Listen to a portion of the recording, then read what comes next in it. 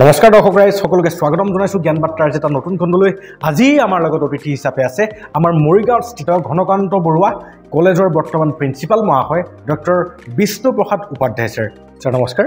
নমস্কাৰ।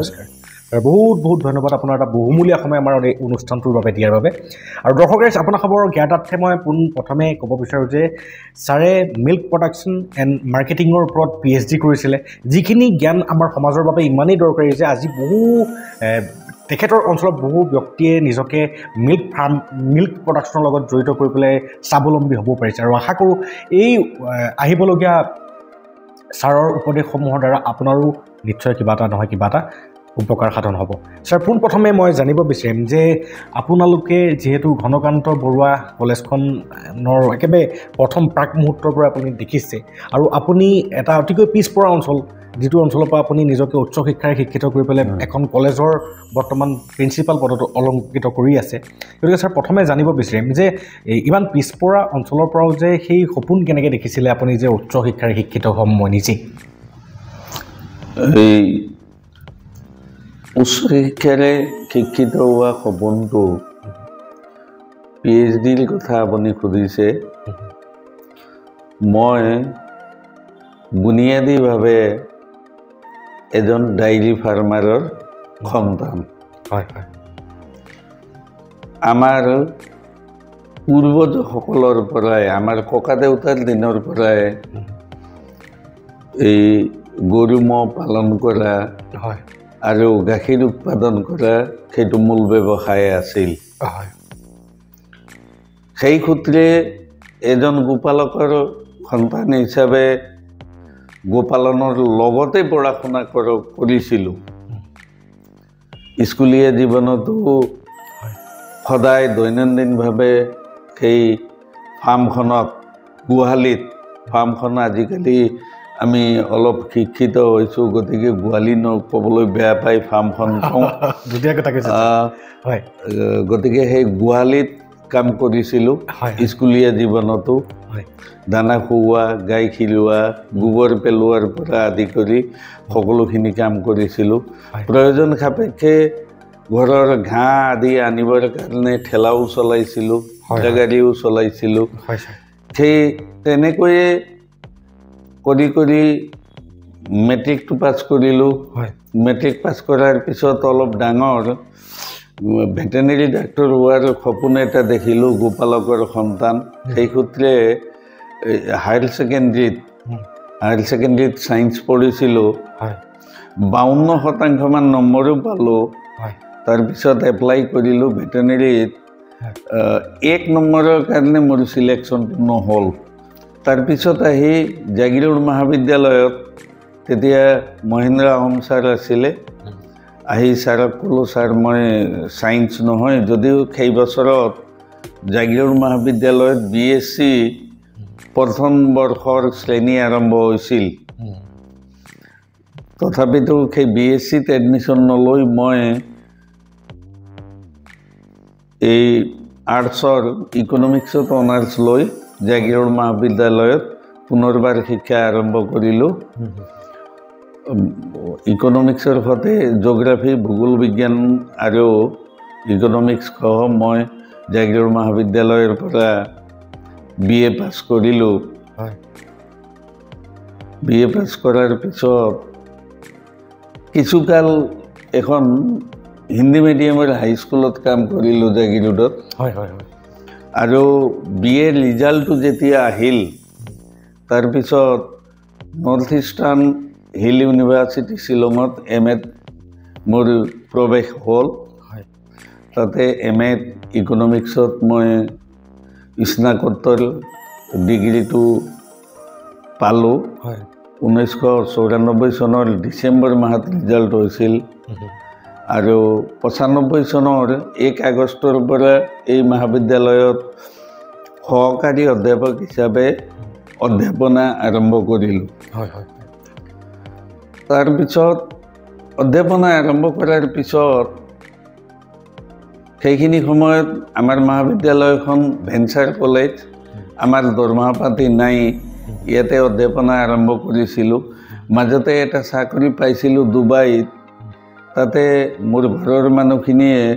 দুদিন ঘৰতে হ'ব যাব নালাগে বুলি যাবলৈ হাক দিলে আৰু সেই ডুবাইত গৈ বিদেশত গৈ চাকৰি কৰাটো মোৰ নহ'লগৈ মই নগ'লোঁ আৰু ইয়াতে থাকিলোঁ থকাৰ পিছত আমাৰ মহাবিদ্যালয়ৰ যিটো পৰিচালনা সমিতিয়ে 2004 চনত মোক অধ্যক্ষৰ পদভাৰ এইটো চম্ভালিবৰ কাৰণে মোক দায়িত্ব অৰ্পণ কৰে যেটো অধ্যক্ষৰ পদবীৰ কাৰণে মই কোনো আবেদন ইত্যাদি দাখিল কৰা নাছিলোঁ যেহেতু পৰিচালনা সমিতিয়ে মোক এক প্ৰকাৰ নিৰ্দেশ দিলে যে অধ্যক্ষৰ পদভাৰটো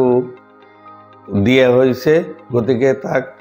সুচাৰুৰূপে কামখিনি কৰিবলৈ আৰম্ভ কৰিব লাগে সেই সূত্ৰে 2004 চনৰ 27 ছেপ্টেম্বৰৰ পৰা মই এইখন মহাবিদ্যালয়ত অধ্যক্ষ হিচাপে কৰ্মৰত হ'লোঁ যেতিয়া 2014 চনত মহাবিদ্যালয়সমূহ প্ৰাদেশিকৰণ হ'ল সেইখিনি 1/1/2013 পৰা ইফেক্ট হোৱাকৈ সেইখিনি সময়ত অধ্যক্ষৰ পদৰ বাবে PhD-টো মাষ্ট হোৱাৰ কাৰণে সেইখিনি সময়ত মোৰ পদটো নহ'ল অধ্যক্ষৰ পদটো তথাপিতো চৰকাৰে মোক এছিষ্টেণ্ট প্ৰফেচৰ সহকাৰী অধ্যাপকৰ পদ দিছিলে সেইখনত মই যোগদান নকৰি অধ্যক্ষ হিচাপেই থাকি গ'লোঁ আৰু সেই বছৰতে এণ্ট্ৰেন্স পৰীক্ষা দিলোঁ বড়োলেণ্ড ইউনিভাৰ্চিটিত মোৰ PhD বিদ্যাবাৰিধিৰ বাবে বড়োলেণ্ড বিশ্ববিদ্যালয়ত মোৰ এডমিশ্যনটো হয় আৰু তেতিয়া এডমিশ্যনৰ পিছত ভাবিলোঁ যে PhD বা বিদ্যাবাৰিধি কৰিলোঁ সমাজত কিছু কাম অহা বিষয়বস্তু হওক সেই চিন্তনেৰে আৰু গোটেই জীৱনটো ফাৰ্মাৰ হিচাপে চলাই অহা মানুহ হিচাপে মই দেখিলোঁ যে মই ভাবিলোঁ তেতিয়া যে ফাৰ্মাৰসকলৰ ওপৰতে অধ্যয়ন কৰা হওক ডায়েৰী ফাৰ্মৰ ওপৰত অধ্যয়ন কৰা হওক যিটো ফাৰ্মাৰসকলৰ উপকাৰত আহিব আৰু হয়তো আমাৰ অসমৰ উন্নয়নত যদি কেতিয়াবা অকমানো অৰিহণা যোগাব পাৰে তেতিয়াহ'লে ৰাজ্যখনেও উপকৃত হ'ব তেনেধৰণৰ ধাৰণা মনত অহাৰ কাৰণে বড়োলেণ্ড ইউনিভাৰ্চিটিত এই milk production and marketing problems and prospect আৰু with special reference to Mayong block in Morigaon district of Assam এই বিষয়টো লৈ PhD-টো সম্পন্ন কৰিলোঁ প্ৰায় 5 বছৰ কাল লাগিল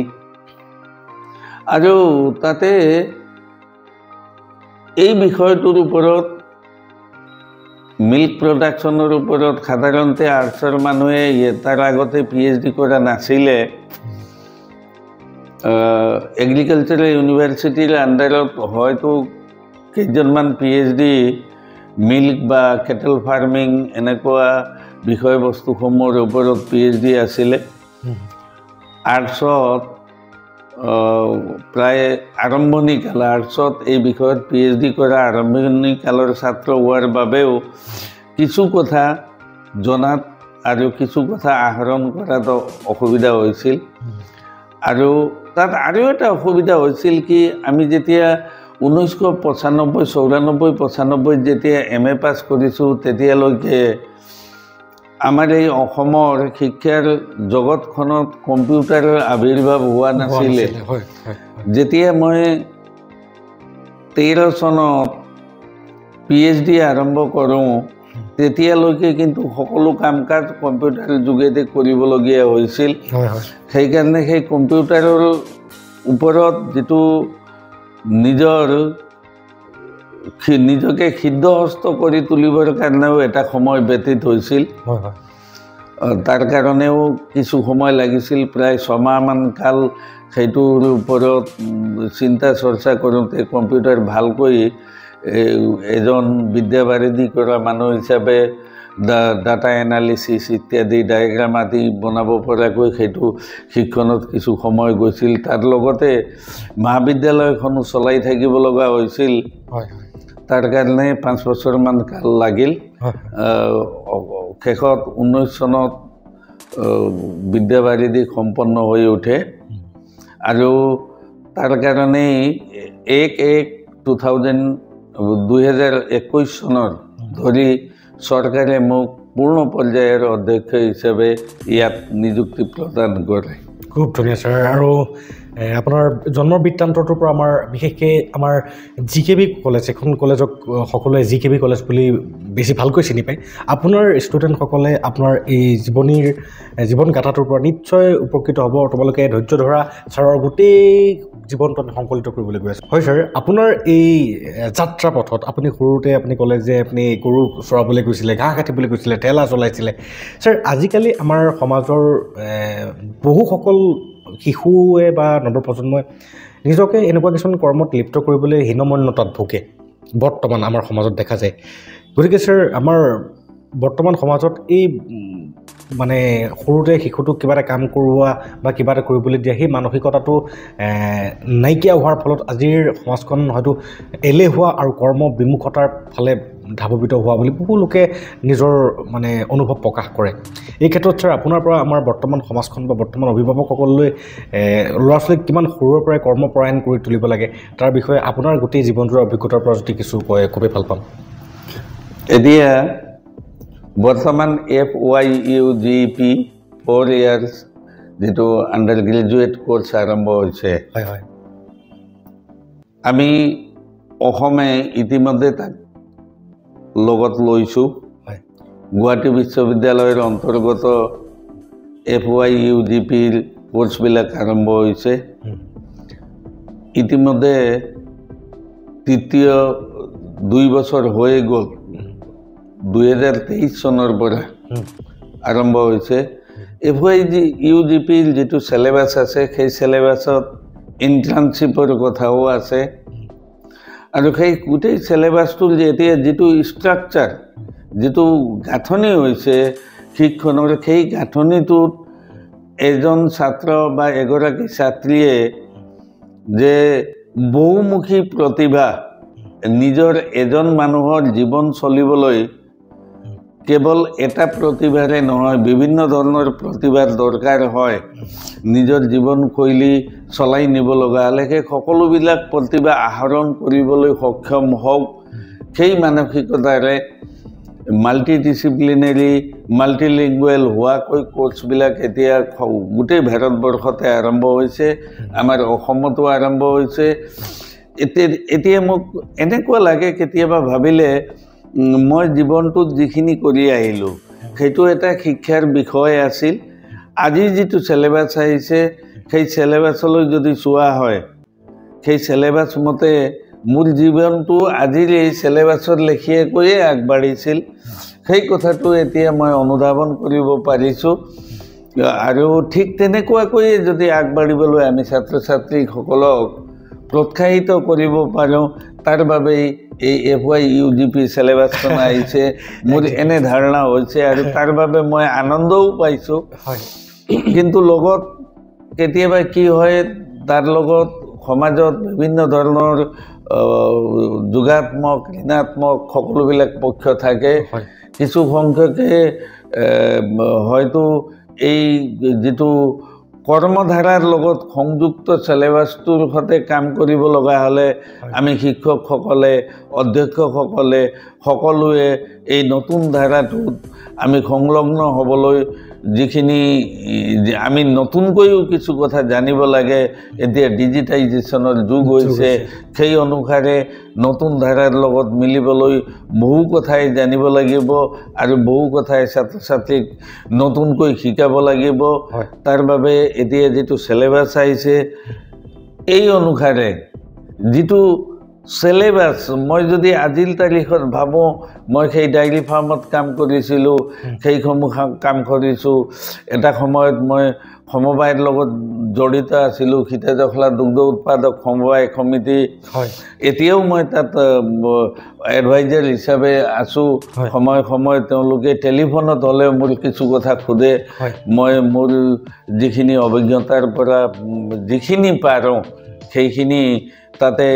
সহযোগিতা কৰোঁ এতিয়া দেখিছোঁ সিলেবাছে কৈছে যে এতিয়াৰ সিলেবাছে কৈছে যে সেয়াহে ছাত্ৰ জীৱন আছিল আগতে মই ভাবিছিলোঁ যে এই যে গোৱালিত কাম কৰিব নলগা হোৱা হ'লে বা সেই ঘাঁহ বন ইত্যাদিবিলাক কৰিব নলগা হোৱা হ'লে হয়তো মই এগৰাকী বিচক্ষণ ষ্টুডেণ্ট হৈ পৰিলোহেঁতেন কিজানি সেই ধৰণৰ ধাৰণা হৈছিল আগতে তেতিয়া হৈছিল কিন্তু বৰ্তমান মই সম্পূৰ্ণৰূপে অনুধাৱন কৰিছোঁ এই FY UGP সিলেবাছ যি ধৰণে আহিছে সেই ধৰণে মোৰ জীৱন চৰ্যাটো দেখিছোঁ তেনেকৈয়ে আহিছে এই FY UGP লেখীয়াকৈ আহিছে গতিকে কোনোবাই যদি হয়তো আজিকালি বিশ্বাস কৰিবলৈ টান পায় এখন মহাবিদ্যালয়ৰ অধ্যক্ষ গাই খিৰাইছিল হেনো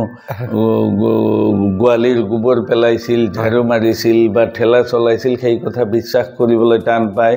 কিন্তু আজিও মই কেনেকৈ ডাঙৰ দীঘল হৈছোঁ সেই কথাখিনি দেখি থকা মানুহ আছে সময় পালে সুবিধা পালে সেইসকলৰ লগতো আপুনি কথা পাতিব পাৰিব মই কিমানখিনি সঁচা কৈছোঁ বা মিছা কৈছোঁ তাৰো আপুনি হেৰি কৰিব পাৰিব যে তাৰ সঠিক ধৰণৰ তথ্য আপুনি আহৰণ কৰিব পাৰিব কিন্তু মই আনন্দিত এইকাৰণে আনন্দিত যে এই যে মহাবিদ্যালয়খনত আছোঁ প্ৰায় 30 বছৰমান কাল কোনো পইচা পাতি নোপোৱাকৈ চাকৰি কৰিলোঁ তাৰপিছত হে অলপ কেইবছৰমানৰ কাৰণেহে চাকৰি পাইছোঁ কিন্তু এটা কথা ঠিক যে মই 30 বছৰ কাল মই দৰমহাহে পোৱা নাই কামখিনি মই কৰি আছোঁ অসম মাতৃৰ বাবে কৰিব লগা যিখিনি কাম সেইখিনি ধাৰাবাহিকভাৱে চলিয়ে থাকিল গতিকে মই কিবা পাইছোঁ নাপাইছোঁ কিন্তু মই মোৰ মাতৃভূমিক দিব লগাখিনি মই দিবলৈ সক্ষম হৈছোঁ তাৰ বাবেই মই আনন্দিত খুব ধুনীয়া ছাৰ এটা কথা অনুভৱ কৰিব পাৰিছোঁ যে আমি যিসমূহ কৰ্ম কৰিবলৈ লাজ কৰিছিলোঁ বা যিখিনি কৰ্মত কৰিলে ঘৰুৱা কৰ্মসমূহ যিখিনি কৰিলে আমি নিজকে হীনমন্যতা বা কিবা নিজ হিচাপে ভাবিছিলোঁ আজি আমাৰ নতুন শিক্ষানীতি বা নতুন চিলেবাছত সেইসমূহক ইণ্টাৰ্ণশ্বিপ বা প্ৰেক্টিকেল হিচাপে দি দিছে প্ৰেক্টিকেল হিচাপে দিছে গতিকে ছাৰ আপোনালোকৰ জীৱনৰ পৰা আমি শিকিবলগীয়া বহুত কথা আছে যে আপোনালোকৰ জীৱনত যিসমূহ নৈতিক কৰ্ম হিচাপে ঘৰত কৰিছিলে গৰু চৰুৱা বা এইসমূহ আজি সেই কামসমূহ কৰিবলৈ উচ্চ শিক্ষিত ব্যক্তিসকলে গৈ পেলাই উচ্চ শিক্ষা প্ৰতিষ্ঠানত গৈ পেলাই PhD বা তেনেকুৱা ডাঙৰ প্ৰগ্ৰামবিলাক পঢ়ি আছে গতিকে আমাৰ সমাজৰ নৱপ্ৰজন্মসকলক ক'ব বিচাৰোঁ যে বা সকলো যুৱ প্ৰজন্মক ক'ব বিচাৰোঁ যে প্ৰতিটো কোনো কৰ্মত কেতিয়াও লাজ কৰিব নালাগে যদি আপুনি চুলি হেয়াৰ কাটিং জানে তেতিয়াহ'লে সেইটো এটা কৰ্ম আৰু সেইটো তাতো খ্যাতি অৰ্জন কৰিব পাৰি ছাৰ এইখিনিতে এটা কথা মনত পৰিলে মোৰ যে এষাৰ কথা শুনিছিলোঁ চাফাই কৰ্মচাৰী এজনৰ বাবে তেখেতৰ সন্মানৰ আহিলাটোৱে হৈছে তেখেতৰ ঝাৰুডাল হয় গতিকে মানুহে কেতিয়াও নিজকে কৰ্মৰ পৰা বিমুখ কৰিব নালাগে হীনমন্যতা হিচাপে ভাবি পেলাই প্ৰতিটোৱে কৰ্ম কৰি যাওক আৰু এতিয়া চিলেবাছতো দিছে অলৰেডি হয় ছাৰ বহুত ভাল লাগিলে আপোনাৰ সাৱলীল উত্তৰটোৰ দ্বাৰা আৰু ছাৰ মই জানিব বিচাৰোঁ যে আপোনাৰ জীৱনত ইমান ধুনীয়াকৈ সাজ পেলোৱা প্ৰভাৱ পেলোৱা সেই ব্যক্তিজন কোন আছিল যিজনে আপোনাক শিক্ষাৰ প্ৰতি বহুতেই অনুপ্ৰাণিত কৰিছিলে এতিয়া শিক্ষাৰ প্ৰতি মোক অতিকে অনুপ্ৰাণিত কৰা মানুহ মোৰ মা মোৰ দেউতা হয় এই দুয়োজনে অতি অনুপ্ৰাণিত কৰিছিল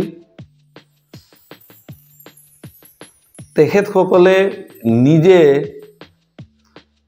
আনকি প্ৰাথমিক শিক্ষাৰ দুৱাৰ দলিলৈকেও যাবলৈ সুবিধা নাপালে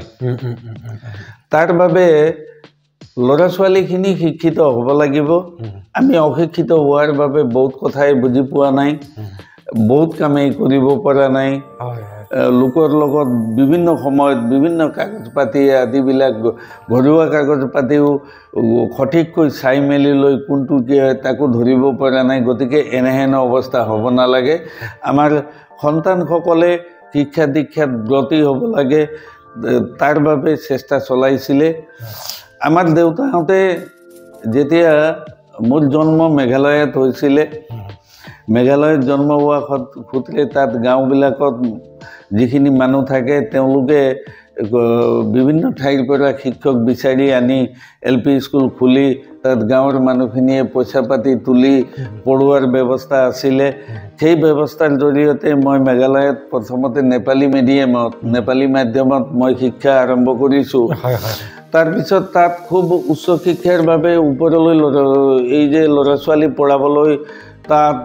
কোনো স্কুল আদিৰ ব্যৱস্থাপনা সেই জকাইচুকীয়া গাঁওবিলাকত য'ত গৰু ম'হ ৰাখে খুঁটিবিলাক বনাই ৰাখে নথকাত আমাৰ দেউতাই এই আমলিঘাটলৈ সীতাজখলাত থকা ঠাইলৈ আমাক লৈ আহি তাত হাইস্কুল এখন খুলিছে তাত হাইস্কুলো আছে গতিকে তালৈকে যোৱাটো ভাল হ'ব বুলি 1976 চনত 1976 আমাৰ দেউতাই আমলিঘাটলৈ স্থানান্তৰিত হোৱাৰ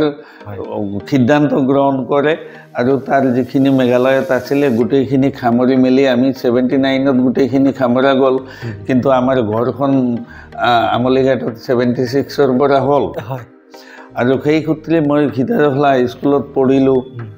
সীতাজখলা ME স্কুলত প্ৰথমে আহি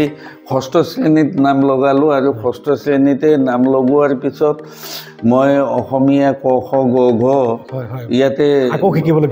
আকৌ শিকিছোঁ মাধ্যমটো পৰিৱৰ্তন হৈছে তাতে মেঘালয়ৰ গাঁৱৰ স্কুল গাঁৱৰ ৰাইজে চলোৱা স্কুলত মই নেপালী মাধ্যমত পঢ়িছিলোঁ ইয়াতে অসমীয়া মাধ্যম আৰম্ভ কৰিলোঁ অৱশ্যে এটা কথা মোৰ বৰ আনন্দ দিয়ে যিটো বছৰত মই ষষ্ঠ শ্ৰেণীত নাম লগালোঁ সেই বছৰৰ বছৰেকীয়া পৰীক্ষাত মই অসমীয়াত 69 পাইছিলোঁ 69 নম্বৰ পাইছিলোঁ সেইটোৱে মোক সদায় আনন্দ দিয়ে মই সকলোবিলাক কেতিয়াবা মই 82-84 নম্বৰো পাইছোঁ বিভিন্ন পেপাৰত সেই নম্বৰবিলাকতকৈ মোৰ জীৱনত মোক আনন্দ দিয়ে সেই 69 নম্বৰ যিটো পাইছিলোঁ ষষ্ঠ শ্ৰেণীত অসমীয়াত পোনপ্ৰথমবাৰৰ বাবে সেই বছৰেই মই হিন্দীত 75 নে 78 কিবা পাইছিলোঁ সেইটো নম্বৰতকৈ মোৰ কাৰণে সেই 69 নম্বৰটো বহুত ডাঙৰ আছিলে বৰ আনন্দদায়ক আছিলে হয় ছাৰ খুব ভাল লাগিলে আৰু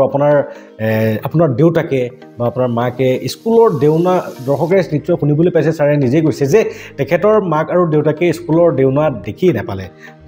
স্কুলৰ দেউনা কেনেকুৱা স্কুললৈ গৈয়ে নাপালে আৰু সেই তেনেকুৱা এহাল পিতৃ মাতৃৰ সন্তানে গৈ পেলাই ভৱিষ্যতে নিজকে এখন কলেজৰ প্ৰিন্সিপাল পদত অলংকৃত কৰিব পৰাটো এটা কেনেকুৱা ৰোমাঞ্চকৰ ঘটনা হ'ব পাৰে নিজে ভাবি চাওক গতিকে কোনেও কেতিয়াও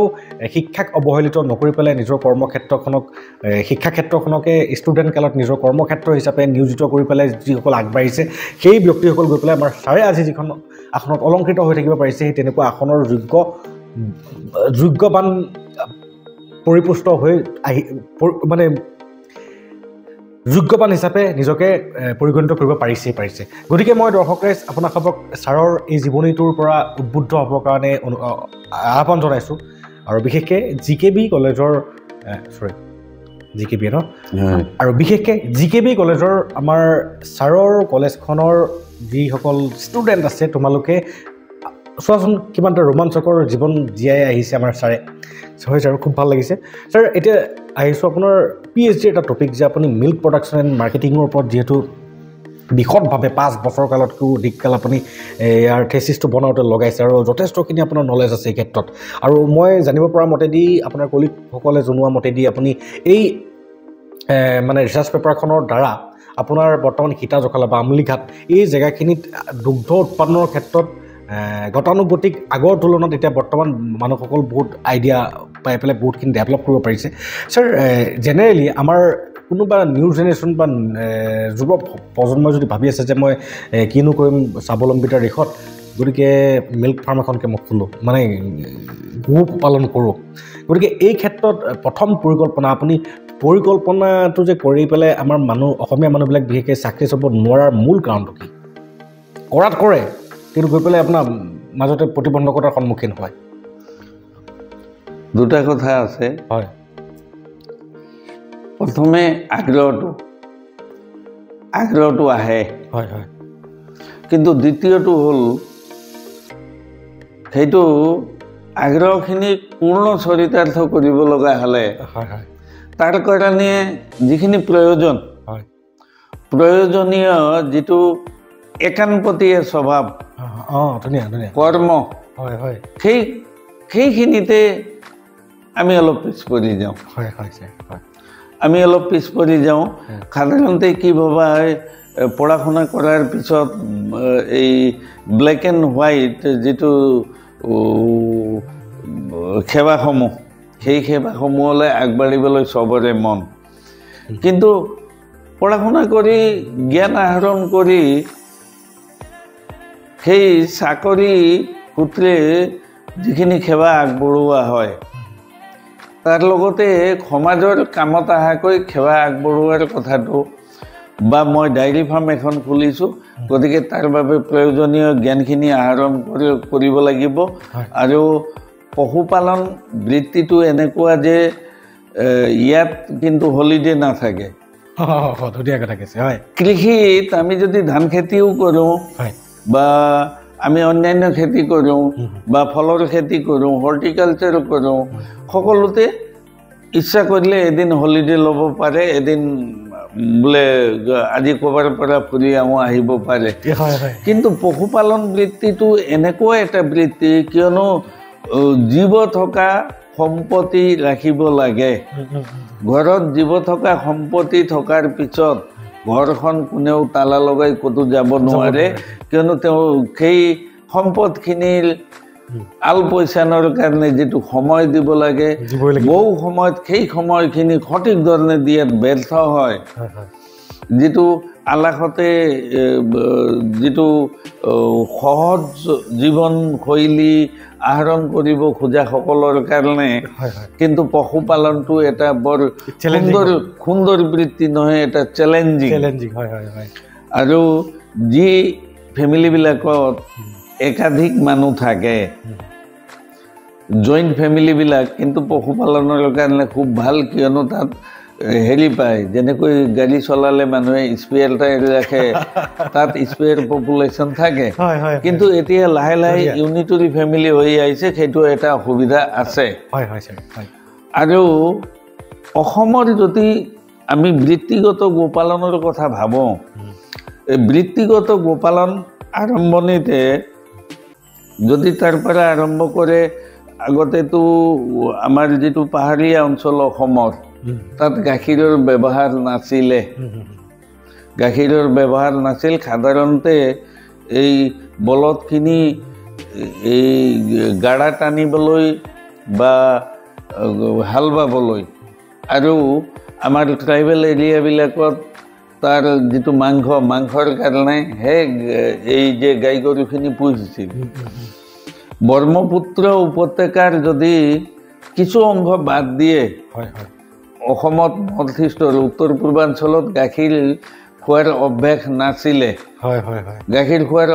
নাছিলে এই যে সেইকাৰণে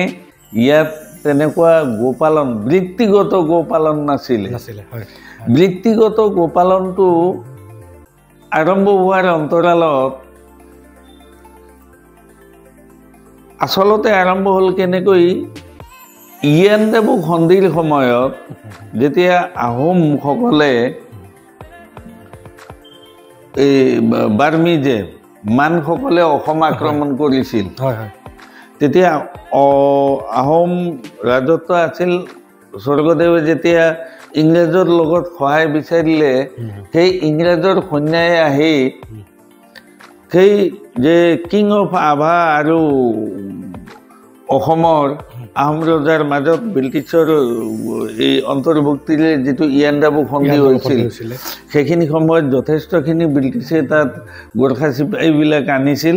পিছলৈ গৈ সেইখিনিৰ কিছু সন্ততি ইয়াতে থাকি গ'ল এটা পৰ্যায়ত তেনেকৈ যিখিনি আজিকালি গোৰ্খা বুলি কওঁ নেপালী মানুহখিনি ইয়াত আহিলে তেওঁলোক অলমষ্ট ভূমিহীন আছিলে গতিকে তেতিয়া আমাৰ অসমত মাটিৰ অভাৱ নাছিলে জংগলসমূহ যথেষ্ট খালী আছিলে য'তে ত'তে চৰণীয়া পথাৰ আছিলে সেইসকলে প্ৰথমতে গোপালনৰ বৃত্তিটো অসমত আৰম্ভ কৰে বৃত্তিগত গোপালন ইয়াণ্ডাবু সন্ধিৰ পাছৰ পৰা আৰু দ্বিতীয় চাম আহিল যেতিয়া 1939 চনত দ্বিতীয় মহাসমৰ হ'ল সুভাষ বছৰৰ যিখিনি চিপাহীসকল এই বাৰ্মা হৈ অসমলৈ আগুৱাই আহিব ধৰিলে সেইখিনি সময়ত ইয়াণ্ডাবু সন্ধিৰ পিছত ব্ৰিটিছে যথেষ্ট সংখ্যক এই যে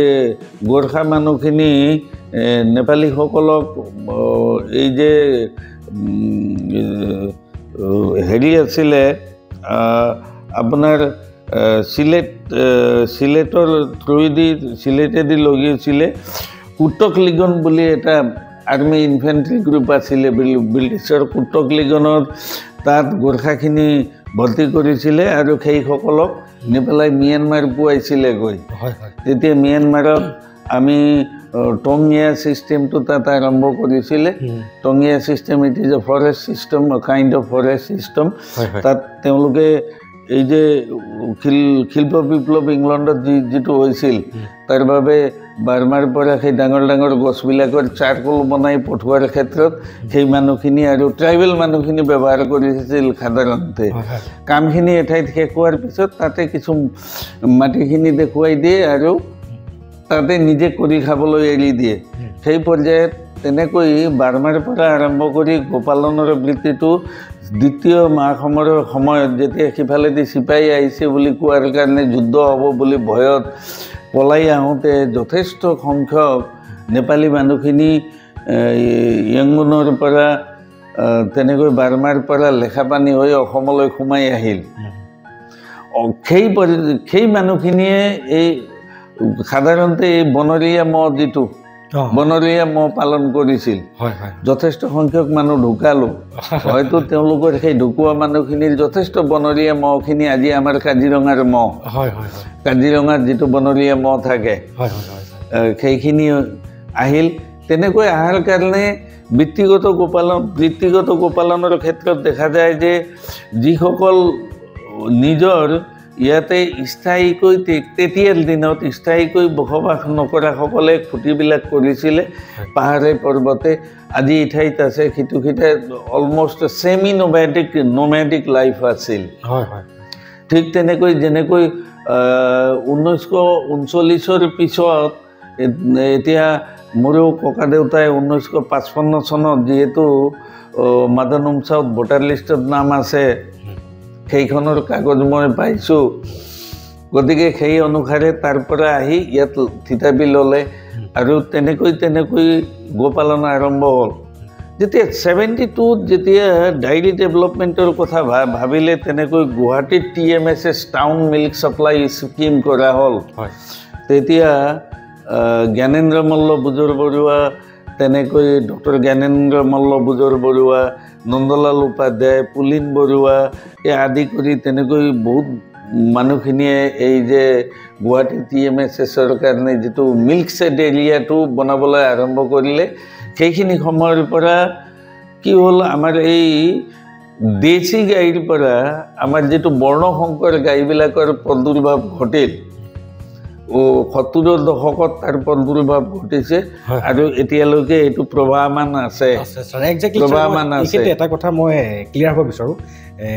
বৰ্ণসংকৰ গৰু যিটো কথা ক'লে আমাৰ দেশী গৰু আৰু বৰ্ণসংকৰ গৰু এই দুটাৰ ভিতৰত মানে মিল্ক প্ৰডাকশ্যনৰ কাৰণে কোনটো বেছি উত্তম মানে উন্নত মানদণ্ডৰ হয় সেই বিষয়ে অকণমান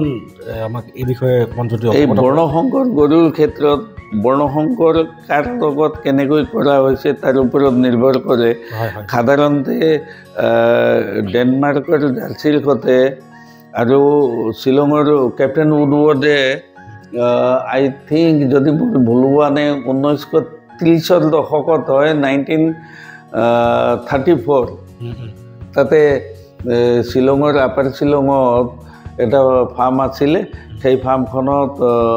হলষ্টেইন ফ্ৰিজিয়ান আৰু কেনেডিয়ান জাৰ্চি সেইকেইটাৰ বুল আনিছিলে তাৰ পৰা সেই সংকৰণৰ জৰিয়তে তাৰ পৰা সেই ফাৰ্মটোৰ পৰাই লাহে লাহেকৈ বাঢ়ি আহিল পিছলৈ আমাৰ অসম চৰকাৰেও গুৱাহাটীৰ অলপ সিফালে তাতে ঠাইডোখৰৰ নাম অলপ পাহৰিছোঁ এতিয়া তাত এই যে বৰ্ণসংকৰণৰ কাৰণে যিখিনি এই যে ষাঁড় গৰুবিলাক আনি পুহিছিল পিছলৈ খানাপাৰাতো পুহিছে আৰু সেই ষাঁড় গৰুবিলাকৰ জৰিয়তে বৰ্ণসংকৰণ আৰম্ভ কৰিছে এক আৰু দ্বিতীয়তে কোৱালিটি অফ মিল্ক লৈ পেলাই বিভিন্ন ধৰণৰ মানুহৰ এটা ভ্ৰান্ত ধাৰণা আছে বহু সময়ত দেখিছোঁ মই নিজেও টেষ্ট কৰিছোঁ আজিকালি ইলেক্ট্ৰনিক মিল্ক এনালাইজাৰ আহে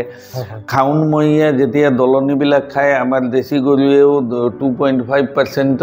ফেট বা 1.5% ফেটৰ গাখীৰ দেশী গৰুৰ পৰাও পাইছোঁ আৰু সেই একে খাউন মাহত আপুনি যদি চাহিৱাল আৰু ডেনমাৰ্ক জাৰ্চিৰ ক্ৰছৰ যদি ৰঙা গাই থাকে তেতিয়াহ'লে তেনে গাইৰ পৰা সেই খাউন মাহটো 5% ফেটৰ গাখীৰ ওলায় আৰু এটা সময়ত এই যে বৰ্ণসংকৰ গাইবিলাকৰ গাখীৰটো খুব পাতল থাকে সেই ধাৰণাটো মোৰ মাজে মাজে এনেকুৱা ভাৱ হয় সেই বেপাৰীবিলাকেহে বিয়পালে যাতে পাতল পাতল গাখীৰ বেছি অধিক ধন আহৰণ কৰিব পাৰি তাৰ কাৰণে বেপাৰ কৰা মানুহবিলাকেহে সেই ধাৰণাটো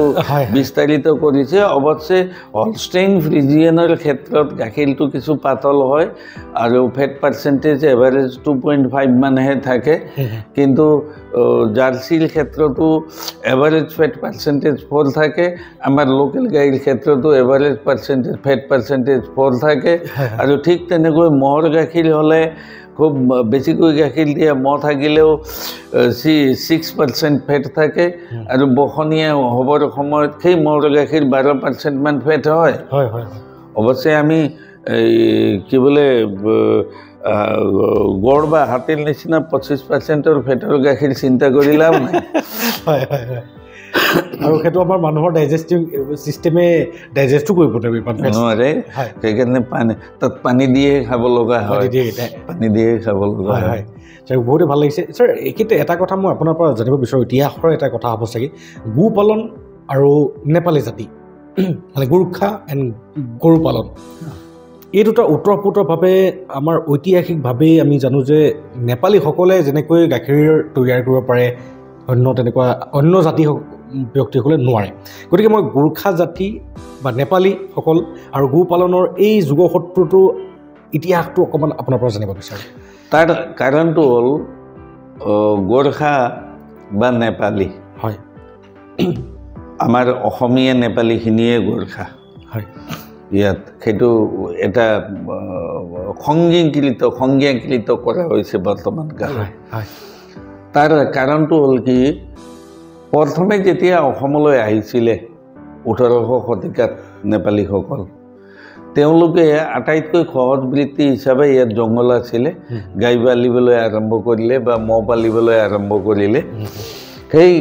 গাই মহবিলাক তেওঁলোকে পালিলে আৰু বেলেগে তেওঁলোকৰ পৰা গাখীৰ খালে বা ঘি খালে দৈ খালে সময়ত বিহুৰ সময়ত দৈ ল'লে সেই চলি থাকিল আৰু তেওঁলোকেও ব্যৱসায়িকভাৱে বৃত্তিগতভাৱে চলি থাকিবলৈ সক্ষম হ'ল সেইকাৰণে হৈ গৈ থাকিল আৰু কামটো যিহেতু মই অথনিয়ে ক'লোঁ যে এদিনৰো ৰেষ্ট নাই গতিকে বেলেগে কৰি ভাল নাপায় মুকলি মনে উৰি থাকিব সদায় দৈনন্দিন মুকলি হৈ থাকিব বিচৰাসকলৰ কাৰণে এই বৃত্তিটো সম্ভৱপৰ নহয় যাৰ ফলস্বৰূপে যিসকলৰ যথেষ্ট খেতি মাটি ইত্যাদিবিলাক আছিল তেওঁলোকে গোপালন কৰা নাছিল আৰু যিসকলৰ হাতত খেতি মাটি ভাল উৰ্বৰ ভূমি নাই তেওঁলোকে পাহাৰ ফৰেষ্টৰ ওপৰত বেছ কৰি গোপালন কৰিছিলে সেইকাৰণে সেই জাতিখিনি নেপালীয়ে হৈ পৰিল নেপালী বুলি সেইকাৰণে কোৱা যায় সেই যে গোৰ্খাসকলে সেইকাৰণে গাই মহ পুহিবলৈতো জংঘল আছে বন আছে জংঘলত নি পেলাই চৰাই আনিলে হ'ল এঠাইত এটা গোৱালি বনাই তাতে ৰাখি ৰাতিপুৱা গাই খিৰাই আকৌ বজাৰে চজাৰে বেচিব পৰা হ'লেই হ'ল সেইকাৰণে কম মাটিতে কৰিব পৰা ব্যৱসায় হিচাপে ভূমি সম্পদ নিজৰ লগত নাথাকিলেও কৰিব পৰা ব্যৱসায় হিচাপে ইভেন আনকি এটা গোৱালি বনোৱাৰ ভূমি নাথাকিলেও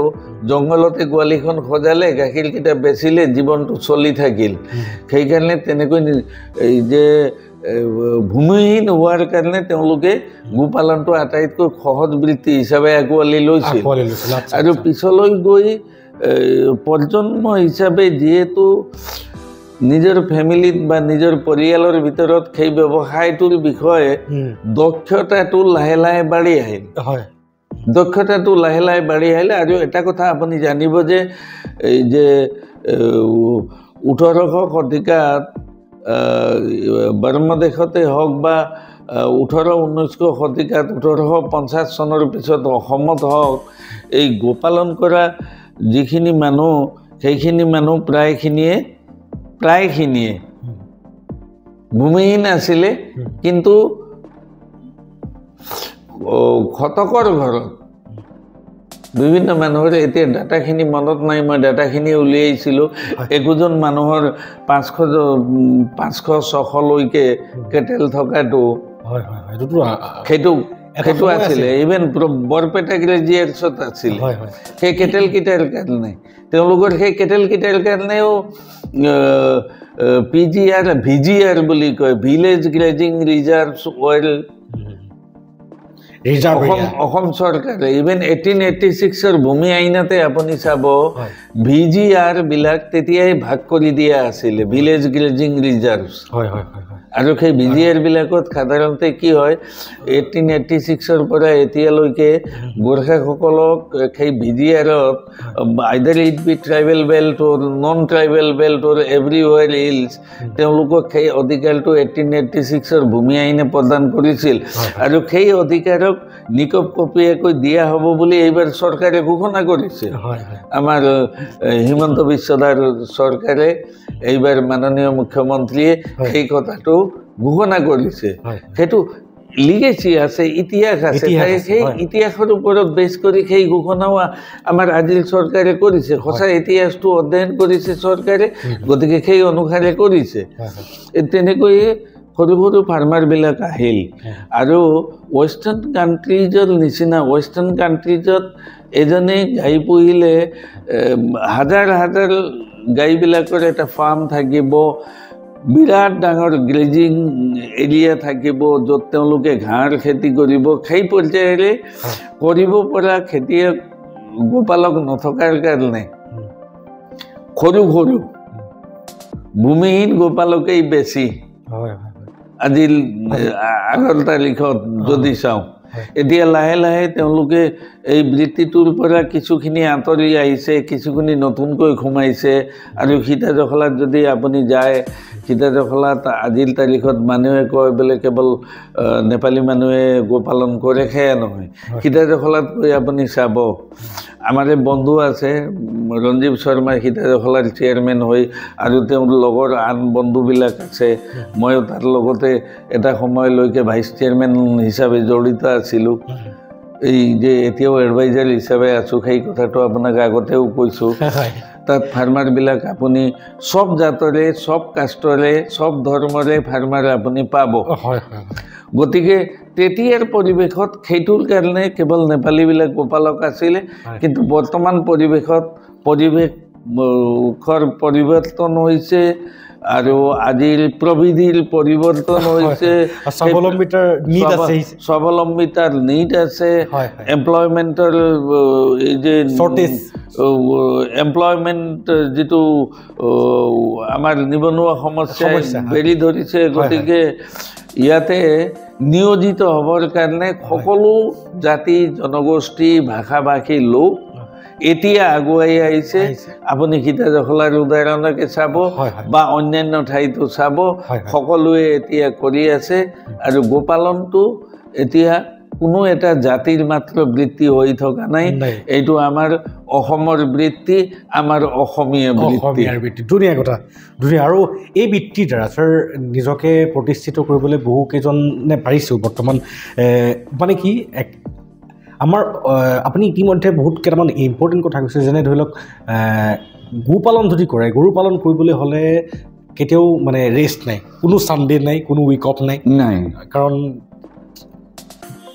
24/7 দিবই লাগিব নিজক দিবই লাগিব আৰু আজিৰ ডেটত আমাৰ অসমীয়া সমাজৰ অন্যান্য জাতিৰ লোকসকলো 24/7 দিবলৈ বাধ্য হৈ গৈছে কাৰণ আনএমপ্লয়মেণ্ট অলৰেডি আপুনি যিখিনি মেনশ্যন কৰিছে ছাৰ এইখিনিতে মিল্ক আপুনি যিহেতু মিল্ক প্ৰডাকশ্যন বুলি কওঁতে ছাৰ এজনী গাইক যিখিনি ফিড দিব লাগে কেনেকুৱা ধৰণৰ ফিড দিলে গাইজনীয়ে বেছিকৈ মিল্ক প্ৰডিউচ কৰিব পাৰিব বা তেওঁ বেছিকৈ দিব আজি যদি 1 লিটাৰ দিছে কাইলৈ অকণমান যদি বেছিকৈ কেনেকৈ দিব ছাৰ সেই খাদ্য পাতিখিনি খোৱাৰ বাবে আপুনি বৰ্তমান যিসকলে মিল্ক ফাৰ্মিঙৰ লগত জড়িত আছে যোনে কৰিম বুলিও ভাবি আছে তেওঁলোকক কি উপদেশ দিব বিচাৰিব যে কেনেকুৱা ধৰণৰ খাদ্য গৰুজনীক খোৱালে সেই গৰুজনীৰ পৰা ভাল পৰিমাণৰ গাখীৰ পোৱা যাব এটা কথা জানিব যে সকলোবিলাক প্ৰাণীৰ নিজা নিৰ্দিষ্ট আহাল থাকে হয় গাই পুহি যদি খুব উচ্চ মানদণ্ডৰ কোৱালিটেটিভ গুণগতভাৱে মানদণ্ডটো ভাল মানদণ্ডৰ গাখীৰ পাব বিচাৰিলে খুব সুন্দৰভাৱে ঘাঁহটোতকৈ ওপৰৰ খাদ্য নাই যেটো দল ঘাঁহ বুলি কয় যে দল ঘাঁহ নহয় তাৰ ঘাঁহৰ বিভিন্ন জাত আছে নেপিয়াৰ আছে আধুনিক ঘাঁহবিলাক আছে মাকৈ গছ আছে আপোনাৰ আৰু বাজৰা গছ আছে তেনেকৈ ঘাঁহবিলাক আছে সেইটোৰ ওপৰত কৰিলে আমি হয়তো বেলেগ এটা পডকাষ্ট কৰিব লাগিব সেইটো বেলেগ এটা পডকাষ্টলৈ আজি থ'বও পাৰোঁ ঘাঁহখিনিয়ে মূল কথা তাৰপিছত তাৰ ফডাৰ বুলি কওঁ গ্ৰীণ ফডাৰ ভেৰি মাছ ইম্পৰ্টেণ্ট তাৰপিছত বিভিন্ন এই যে ছিজন গ্ৰীণ ফডাৰৰ ছিজন যেতিয়া নাইকিয়া হয় বসন্তকাল অহাৰ আগে আগে এইখিনি সময়ৰ কাৰণে ড্ৰাই ফডাৰবিলাক থাকে ড্ৰাই ফডাৰৰ ক্ষেত্ৰত আমাৰ অসমত যদিও কিমান উচ্চ মানদণ্ডৰ নহয় ঘেঁহুৰ যিখিনি খেৰ ঘেঁহুৰ খেৰতকৈ আমাৰ ধান খেৰটো অকণমান কোৱালিটেটিভলি ল' বিকজ ধান খেৰত চিলিকাৰ পৰিমাণ অলপ বেছি থাকে যিটো অলপ কেতিয়াবা হানিকাৰক হয় যিখিনিত আমাৰ ধান ফলি থাকে সেইখিনি পাৰ্টত চিলিকা খুব বেছি থাকে সেইখিনি আচলতে খুব ভাল খাদ্য নহয় গুড়িকেইটাহে বেছি ভাল খাদ্য তুঁহগুড়ি নহয় ধানৰ যিটো গুড়িৰ পাৰ্টৰ ষ্টেমটো কাণ্ডটো ঠিক তেনেকৈ বেলেঞ্চ গাখীৰত যিখিনি মাত্ৰা ওলায় মিনাৰেলছ ভিটামিনছ ইত্যাদিবিলাক ওলায় সেইখিনি ওলাব লগা হ'লে সেইখিনি পোষণ তত্ত্ব ডাইজ কৰিব পাৰে সেইখিনি যে ডাইজ কৰিব পৰা দেহাত দিব লাগিব সেইটো মেচিনৰ দৰে একফালৰ পৰা অমুক খোৱালেই গাখীৰ বাঢ়িব সেইটো হ'ব নোৱাৰে সেইটো কৰিবলৈ গ'লে সেই গাইজনী যিজনী গাই 10 বছৰ জীয়াই থাকিব লাগিছিল হয়তো একে বছৰতে বা 6 মাহতে সেইটো ঢুকাই থাকিব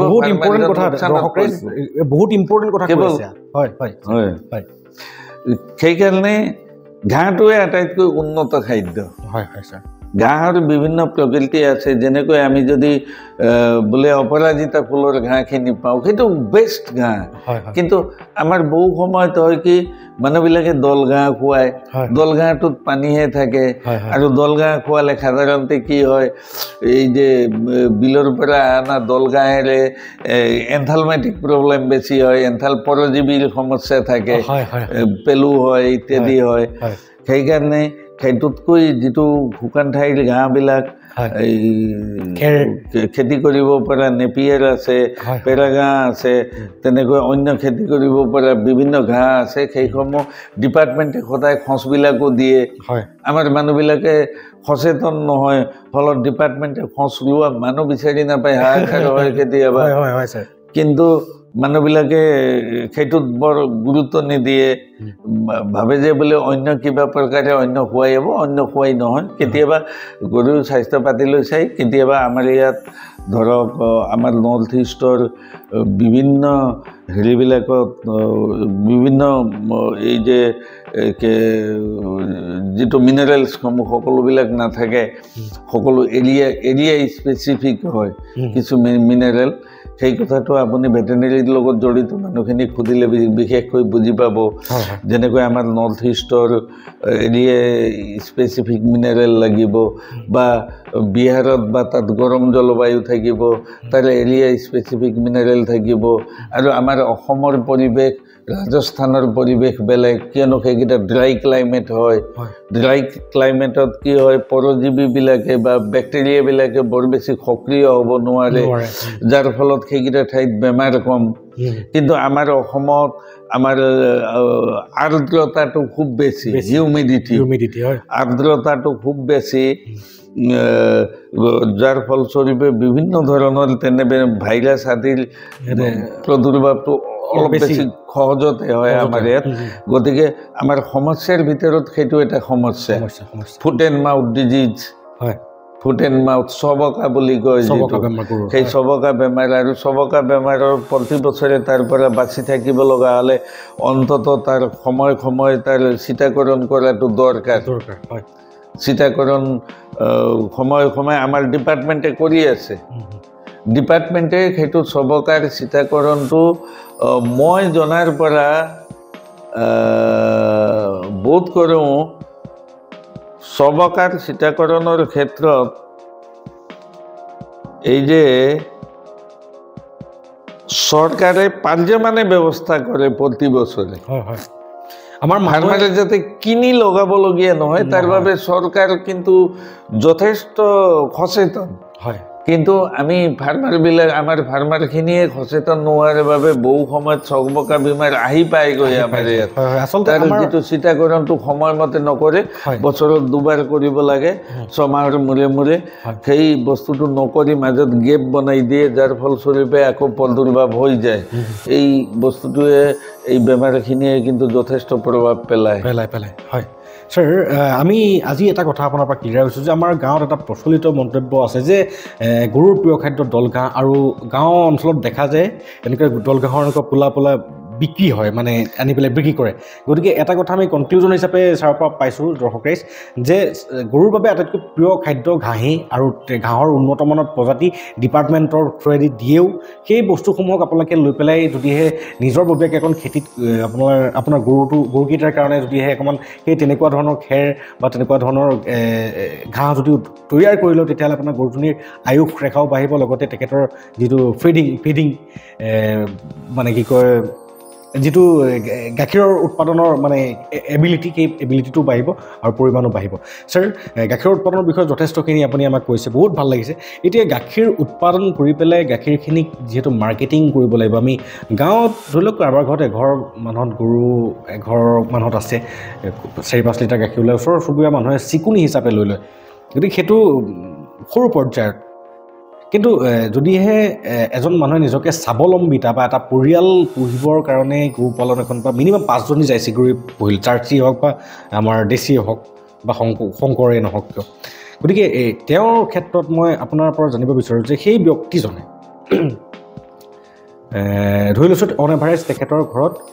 পাৰ ডে 20 লিটাৰ গাখীৰ প্ৰডিউচ হয়, তেখেতে সেই গাখীৰখিনিক মাৰ্কেটিং কৰিবৰ কাৰণে কেনেকুৱা চেলেঞ্জেছ পায়, আৰু সেই মাৰ্কেটিংটো প্ৰপাৰ মাৰ্কেটিং কেনেকৈ কৰিব পাৰিব? এই গাখীৰৰ মাৰ্কেটিং, এই যে সীতাজখলাৰ ডেভেলপমেণ্টটো আপোনাৰ এই প্ৰশ্নৰ ওপৰতে নিৰ্ভৰ। কিয়নো 1958 চনত, তেতিয়া মোৰো জন্ম হোৱা নাই, আমাৰ দেউতাহঁতৰ দিনত। তেতিয়া 1958 চনত গাখীৰখিনিতো হৈছিল, মাৰ্কেটিং কেনেকৈ কৰিব? অকলে কৰিব নোৱাৰে, কিয়নো গাখীৰ যথেষ্ট আছিল, কিন্তু ইয়াৰ পৰা গুৱাহাটীলৈ বা নগাঁৱলৈ গাখীৰ নিব লগা হ'লে এজনে যদি গাখীৰ বেচিব যায়, তেওঁ এই যে তেওঁৰ যিখিনি পশুধনখিনিক চোৱা চিতা কোনে কৰিব? এই সমস্যাৰ বাবে তেতিয়া এই 1957 চনৰ আগতেই এই সীতাজখলাৰ ওচৰত বামুণগাঁও আৰু টেগেৰীয়া, দেওশাল আদিত বসবাস কৰা নলধৰা যেটো বিলৰ পাৰত তাতে গৰুমৰ ৰেখা মানুহবিলাকে সেইসকলে মিলি পেলাই এটা সমবায়ৰ কথা তেতিয়াই চিন্তা কৰিছিল 1958 আৰু সেই সমবায়খন 1958 চনত নগাঁৱত ৰেজিষ্ট্ৰেশ্যন হৈছিল সেইটো সমবায় হ'ল সীতাজখলা আজি গোপতি চলি আছে সেই সমবায় থকাৰ কাৰণে আজি সীতাজখলা আছে আৰু তাত ফাৰ্মাৰ আছে নহলে আপুনি কোৱা এই সমস্যাটোৰ কাৰণে হয়তো ফাৰ্মাৰো নাইকিয়া হ'লহেঁতেন ফাৰ্মাৰো নাইকিয়া হ'লহেঁতেন সেই সমবায় আছে কাৰণে ফাৰ্মাৰবিলাক বৰ্তি আছে মানে এটা কথা ছাৰ এইখিনিৰ পৰা মই বুজিব পাৰিছোঁ যে আমাৰ মানে ডিষ্ট্ৰিবিউশ্যনৰ কাৰণে এটা থাৰ্ড পাৰ্টি এটা লাগিবই লাগিব থাৰ্ড পাৰ্টি লাগিব সমবায়টো কি হ'ব সমবায় হৈছে সেই যিসকলে গোপালন কৰে সেই গোপালকসকলৰ নিজা সমবায় হ'ব তাৰ মালিক এজন নাথাকিব গোপালকসকলেই মালিক হ'ব কিন্তু তাত পৰিচালনাৰ বাবে সম্পাদক থাকিব অন্যান্য ব্যৱস্থা থাকিব তাৰ বাবে অসম চৰকাৰৰো কোঅপাৰেটিভ ল আছে সেই লটো আপোনাৰ সময়ে সময়ে নিজা সমবায়ৰ লগত মিলি যোৱাকৈ তাৰ সমস্যাবোৰ যিখিনি এড্ৰেছ কৰিব পৰাকৈ সমস্যাসমূহ সমাধান কৰিব পৰাকৈ কিছু এমেণ্ডমেণ্টো কৰিব পাৰে তাৰো ব্যৱস্থা আছে গতিকে এই সমবায় ব্যৱস্থাৰ জৰিয়তেহে গোপালনটো আগবাঢ়ি যাব পাৰিব সীতাজখলাই নহয় যদি আপুনি যে আনন্দৰ কথা চায় কিন্তু তাৰ ভিতৰত সমবায়টো কেনেকৈ আহিল সমবায় অহাৰ আগতে কি আছিলে যেনেকৈ তাত আনন্দ হোৱাৰ আগতে গ্ৰেটাৰ মুম্বাইত পলছন ডায়েৰী আছিলে মোৰাৰজী দেশাই তাৰপিছত আপোনাৰ চৰ্দাৰ বল্লভভাই পটেলে মোৰাৰজী দেশাইক নিৰ্দেশ দিলে যে তুমি সমবায় এখনৰ কথা চিন্তা কৰা যেতিয়া গুজৰাটৰ তেতিয়া গ্ৰেটাৰ মুম্বাইয়ে আছিলে ষ্টেট গ্ৰেটাৰ বম্বে সেইটো ষ্টেটৰ তাতে হেৰি চৰ্দাৰ বল্লভভাই পটেলৰ নিৰ্দেশত মই চনটো একজেক্টলি পাহৰিছোঁ কথাই পাতিব বহিলোঁ চাই মেলি নাহিলোঁ চৰ্দাৰ বল্লভভাই পটেলৰ নিৰ্দেশত মোৰাৰজী দেশাই এখন সভা কৰিছিলে তাত ত্ৰিভুৱন দাস পটেলক লৈ এই আনন্দখনৰ পাতনি মেলিছিলে আৰু তাত সহায় সহযোগিতা আগবঢ়ালে পিছলৈ সেই সমবায়খন চাবলৈ এই যে সিকিউৰিটি বেৰিকেড ভাঙি আমাৰ লাল বাহাদুৰ শাস্ত্ৰীও গৈছিলে সকলোখিনিয়ে তাত সহায় কৰিছে আৰু ভাৰ্গিজ কুৰিয়েন বুলি মেটালাৰ্জিকেল ইঞ্জিনিয়াৰ যিগৰাকীয়ে হয়তো এই যে বহুজাতিক কোম্পানীত থাকিলে বহুত পইচা পালেহেঁতেন তেনে এজন মানুহে কিন্তু সেই সমবায় আন্দোলনৰ কাৰণে নিজৰ ইঞ্জিনিয়াৰিং যিগৰাকী মানুহে USA-ৰ পৰা ইঞ্জিনিয়াৰিঙৰ মাষ্টাৰ ডিগ্ৰী লৈ আহিছিল তেনেহেন মানুহ এগৰাকী গোটেই জীৱন সাধাৰণ সমবায়ৰ মানুহ হৈ সাধাৰণ সমবায়ৰ লেভেলৰ এই যে কেইটামান টকাৰ যাক হয়তো সেই দিনতো তেখেতে যিমান পইচা পাইছিল বা লৈছিল হয়তো চৰকাৰী চাকৰি কৰা ফল্ট গ্ৰেডেও তাতকৈ বেছি পাইছিল তেনেকৈ গোটেই জীৱনটো কটাই সেই সমবায় আন্দোলনটো সাকসেস কৰাইছিলে ত্ৰিভুৱন দাস পটেল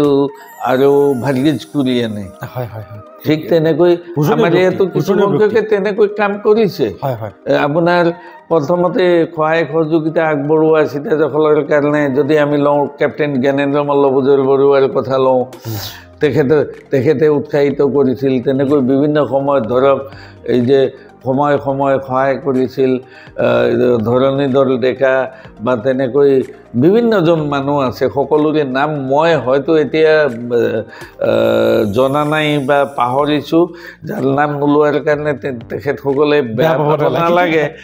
কিন্তু মই আচল পুৰোধা ব্যক্তি জ্ঞানেন্দ্ৰ মল্ল বৰুৱাৰ নাম লৈছোঁ আৰু সমবায় আন্দোলনৰ ক্ষেত্ৰত নন্দলাল উপাধ্যায়ৰ ভূমিকা সৰ্বজন বিদিত সেইটো মই দুৱাৰি থাকিবৰ দৰকাৰো নাই প্ৰয়োজনো নাই আৰু তেনেকৈ TMSS হৈছিলে চিপাঝাৰত আছিলে আৰু বিশ্বনাথত খুলিছিলে চলিছিলে আৰু পাহাৰবিলাকেদি গাখীৰ আহে ইভেন কাৰ্বি আংলঙেদি TMSSৰ কাৰণে জাগিৰোডত চিলিং প্লাণ্ট আছিলে জাগিৰোডত আজি নাই আজি জাগিৰোডৰ চৰকাৰৰ চিলিং প্লাণ্টৰ সলনি সীতাজখলাই চিলিং প্লাণ্ট খুলিছে তাত চিলিং প্লাণ্ট আৰু মিল্ক প্ৰচেছিং ইউনিট আছে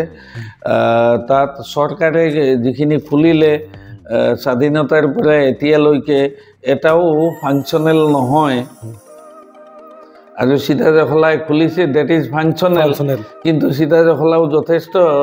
সেই প্লাণ্টটোত কৰা খৰচৰ কাৰণে যথেষ্ট আৰ্থিক নাটনি ভুগি আছে এই যে ডিফাংক্ট হোৱা ঠাইবিলাকৰ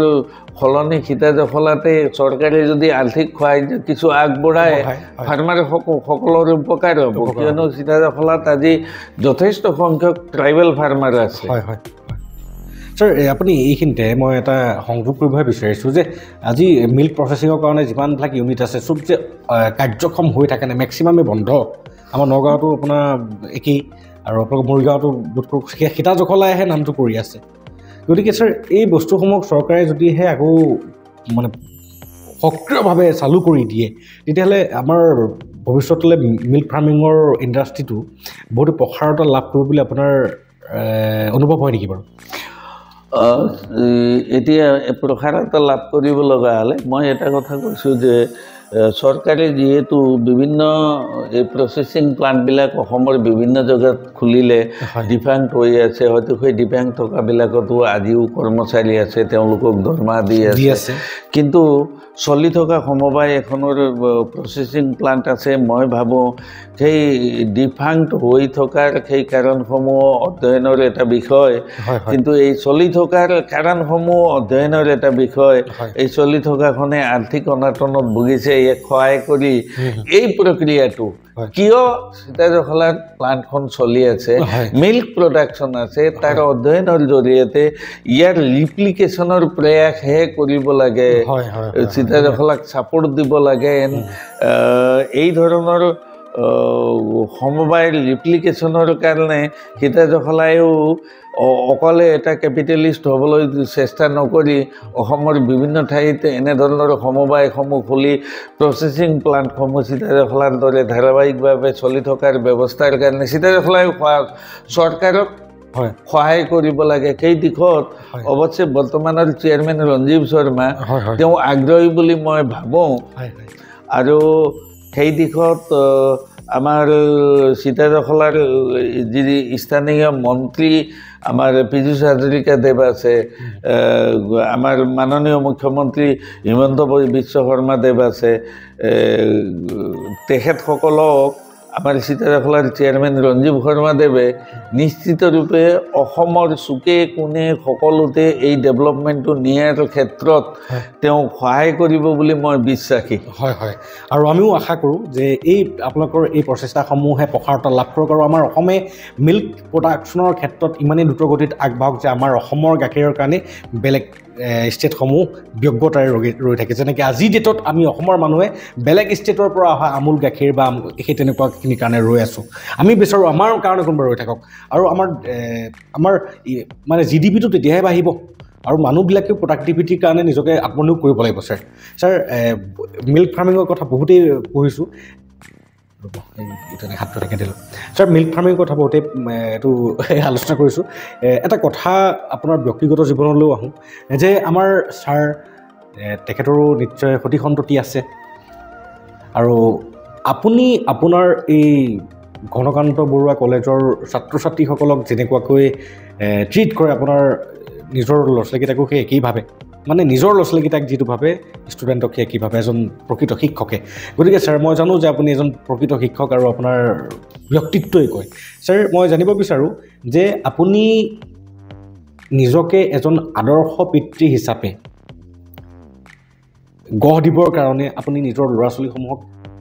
কেনেকুৱাকৈ প্ৰতিপালন কৰিছে বা তেওঁলোকক জীৱন বাটত আগবাঢ়িব পৰাকৈ কিবা কেনেকুৱা পৰামৰ্শৰে আপুনি আগবঢ়াইছে শিষ্টাচাৰসমূহ কেনেকৈ দিছে মানে মই এই কথাটো আমাৰ সমগ্ৰ সমাজৰ বাবে বিচাৰিছোঁ যাতে আমাৰ সমাজখনেও ট্ৰাই কৰিব বিচাৰক যে এনেকৈ প্ৰতিপালন কৰিলে হয়তো এটা ভাল ফলপ্ৰসূ ৰিজাল্ট এটা আহে এইটো কথাটো হ'ল এতিয়া ধৰক মই সঠিক শিক্ষক সেই কথাটো সমাজে বিচাৰ কৰিব সেইটো মোৰ বিচাৰ্যৰ বিষয় নহয় হয় নে নহয় সেইটো সমাজে বিচাৰ কৰিব থাকিল এই যে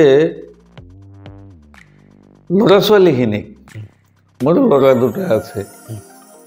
মই যত্ন কৰিছোঁ মোৰ যিখিনি সম্বল আছে সম্বলৰ ভিতৰতে যত্ন কৰিব লাগিব সমলৰ বাহিৰত ৰিচোৰ্চৰ বাহিৰত গৈ যত্ন কৰিব নোৱাৰি তাৰ ভিতৰত মই এটা কথা ভাবোঁ যে আমি ল'ৰা ছোৱালীবিলাকক কেতিয়াবা কি কৰোঁ যে মই যিটো হ'ব পৰা নাই যেনেকৈ মই আগতে ক'লোঁ যে মই ভেটেনেৰি ডাক্তৰ হোৱাৰ কথা ভাবিছিলোঁ 1 নম্বৰৰ কাৰণে এডমিশ্যন নাপালোঁ এতিয়া যদি মই সেইটো মোৰ ল'ৰাটোলৈ জাপিব বিচাৰোঁ হয় হয় ধুনীয়া কথা কৈছে ছাৰ বুজি পাই গৈছোঁ মই ল'ৰাটোলৈ জাপিব বিচাৰোঁ তেতিয়াহ'লে নহ'ব যেনেকৈ আমি যদি চিকাৰীয়ে বোলে বনত জংঘলত বোলে চিকাৰ কৰিব গ'ল এই যে চিকাৰ কৰিবলৈ কুকুৰ লৈ গ'ল সেই কুকুৰটোক যদি গলত পটি লগাই ফিটা লগাই হাতত ৰছীৰে টানি টানি নি থাকিলে সেই কুকুৰে তেওঁক চিকাৰ কৰি নিদিয়ে চিকাৰ কৰি দিব লগা হ'লে সেই কুকুৰৰ পটিটো খুলিব লাগিব তাক অকলে মুক্তভাৱে বিচৰণ কৰিব দিব লাগিব ঘূৰিব দিব লাগিব তেতিয়াহে সি চিকাৰ কৰিব সেয়ে আমিও এই যে ভৱিষ্যত প্ৰজন্মক আজি কি হৈছে বিভিন্ন সময়ত মই দেখা পাওঁ বহুত গাৰ্জেনে কয় কম্পিউটাৰ মোবাইল আদি ইত্যাদিবিলাক দিলে ল'ৰা ছোৱালী বেয়া হ'ব সেই ধৰণৰ ধাৰণা পোষণ কৰি থকা মই যথেষ্ট সংখ্যক পাওঁ এতিয়া যুগৰ লগত মিলিব লগা হ'লে আজি বিশ্বায়নৰ যুগ আজি আমি ইয়াত আছোঁ আমি দুজনে কথা পাতিছোঁ কাইলৈ এইটো আমেৰিকাৰ মানুহজনেও আমেৰিকাত থাকিলেও অষ্ট্ৰেলিয়াত থাকিলেও আমি অসমীয়াত কথা পাতিছোঁ অসমীয়াৰ প্ৰতি আগ্ৰহ থকা অসমীয়া ভাষী অসমীয়া মানসিকতাৰ যিখিনি মানুহ আছে সেইখিনিয়েতো নিউজিলেণ্ডতে থাকক বা অষ্ট্ৰেলিয়াত থাকক কেনেডাত থাকক তেওঁলোকেও চাব গতিকে বিশ্বায়নৰ যুগ আজি আমি পাতা কথাটো অহা কাইলৈ হয়তো ইংলেণ্ডতো চাব দেখিব আমি কি ধৰণে কথা পাতিছোঁ সমাজৰ বাবে সঠিক পাতিছোঁ নে নাই তাৰ পৰাও মূল্যায়ন হ'ব এই গোটেই কথাখিনি আমি চিন্তা কৰিব লাগিব আৰু বিশ্বৰ লগত প্ৰতিদ্বন্দ্বিতা কৰিব পৰাকৈ যদি আমাৰ সঠিক সন্মতিক আগবঢ়াই দিব লগা হয় তেওঁলোকক আজিৰ তাৰিখত যিটো ডিজিটাইজেশ্যনৰ যুগ সেই ডিজিটাইজেশ্যনৰ যুগৰ লগত মিলি যাব পৰাকৈ আমি শিক্ষাখিনি প্ৰদান কৰিব লাগে এক দ্বিতীয় কথাটো হ'ল যেতিয়ালৈকে এটা জাতিয়ে নিজৰ কলা নিজৰ সংস্কৃতি নিজৰ ভাষা ধৰি নাৰাখি বাদ দিব তেতিয়া কিন্তু সেই জাতিটোৱে উন্নতি নকৰে সেয়ে আমি প্ৰতিজন অসমীয়া মানুহে এটা কথা জনা উচিত যে আজিৰ আমাৰ সন্তানে আমাৰ মাতৃভাষা অসমীয়া জানাটো অতি দৰকাৰ কিন্তু বিশ্বৰ লগত ফেৰ মাৰিব লগা হ'লে আমাৰ প্ৰতিজন সন্তানে ভাৰতবৰ্ষত জন্ম হোৱা প্ৰতিজন সন্তানে নিজৰ মাতৃভাষাৰ উপৰিও ইংৰাজী আৰু হিন্দী এই দুটা ভাষাও জানাটো দৰকাৰ সেয়ে আজিৰ তাৰিখত কেতিয়াবা চৰ্চা চলে সকলোবিলাক স্কুল অসমীয়া মাধ্যমৰ হ'ব লাগে সকলোবিলাক কাম কাজ অসমীয়া মাধ্যমত কৰিব লাগে ময়ো কৰি ভাল পাওঁ কৰোঁ কিন্তু কথাটো হ'ল কি আমাৰ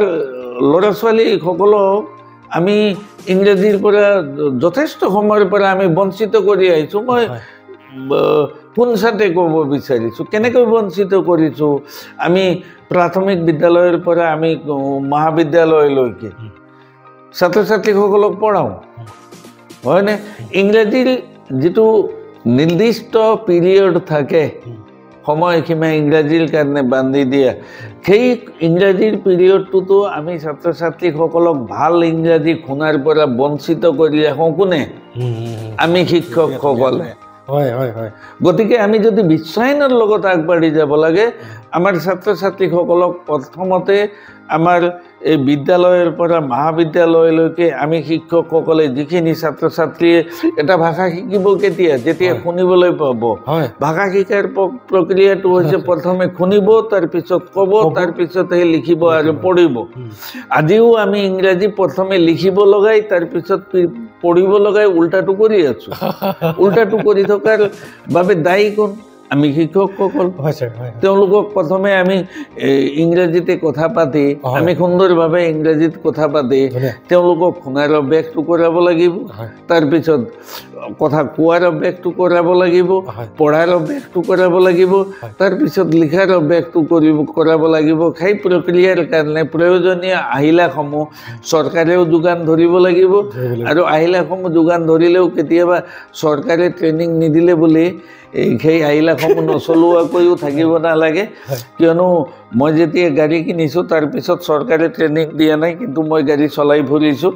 গতিকে আমাৰ বিদ্যালয় মহাবিদ্যালয়সমূহত যিখিনি আহিলাসমূহ চৰকাৰে যোগান ধৰিছে তাৰ বাবেও আমি চৰকাৰে তাৰ বাবে প্ৰশিক্ষণ দিলেহে চলাম তাৰ বাবে আমি ৰৈ থাকিব নালাগে কিয়নো ভৱিষ্যত প্ৰজন্ম আমাৰ আজি মোৰ ছাত্ৰ হ'ব পাৰে ছাত্ৰী হ'ব পাৰে বা মোৰ নিজৰ ল'ৰা হ'ব পাৰে নিজৰ ল'ৰা নহ'লেও ছাত্ৰ ছাত্ৰী আৰু মোৰ নিজৰ ল'ৰাৰ মাজত কিহৰ পাৰ্থক্য আছে যদি সেইটো পাৰ্থক্যটো মই কৰোঁ তেতিয়াহ'লে মই শিক্ষক হোৱাৰ উপযোগী মানুহ নহয় বুলি আপুনি ঘোষণা কৰি দিয়েতো ভাল খুব ধুনীয়া ছাৰ সেয়ে ভৱিষ্যত প্ৰজন্মৰ কাৰণে বিশেষকৈ এইখিনি কথা আমি গাৰ্জেন আৰু আমি শিক্ষকসকলে এইখিনি অনুধাৱন কৰিলে ভৱিষ্যত প্ৰজন্ম আমাৰ যথেষ্ট আগবাঢ়ি যাব চেষ্টা নকৰা নহয় আমিহে বহু সময়ত বঞ্চিত কৰোঁ বহু সময়ত ইলেক্ট্ৰনিক্স ডিজিটেল মাধ্যমৰ আমি সুবিধাসমূহ ছাত্ৰ ছাত্ৰীসকলক দিয়া নাই আৰু আমাৰ এই যে প্ৰাথমিক শিক্ষাত থকা বা মাধ্যমিক শিক্ষা বা মজলীয়া বিদ্যালয়সমূহত থকা ছাত্ৰ ছাত্ৰীসকলৰ আমি গাৰ্জেনসকলে আমাৰ দিনত কি আছিলে আমাৰ দেউতাহঁতে আমাক স্লেট কিনি দিছিলে এতিয়া যুগৰ পৰিৱৰ্তন হ'ল সকলোতে যিহেতু যুগৰ পৰিৱৰ্তন হ'ল আমি গাৰ্জেন হিচাপে এতিয়া মোকো স্লাইড কিনি দিছিলে কিন্তু মই কিন্তু ল'ৰাটোক এতিয়া কম্পিউটাৰ কিনি দিব লগা হৈছে কিনি দিছোঁ সেই কথাটো আমাৰ গাৰ্জেনসকলেও জনা উচিত সকলোৰে কাৰণে ক'লোঁ যে আমাৰ যুগ আছিলে স্লেটৰ যুগ এতিয়াৰ যুগ হ'ল কম্পিউটাৰৰ যুগ গাৰ্জেনসকলে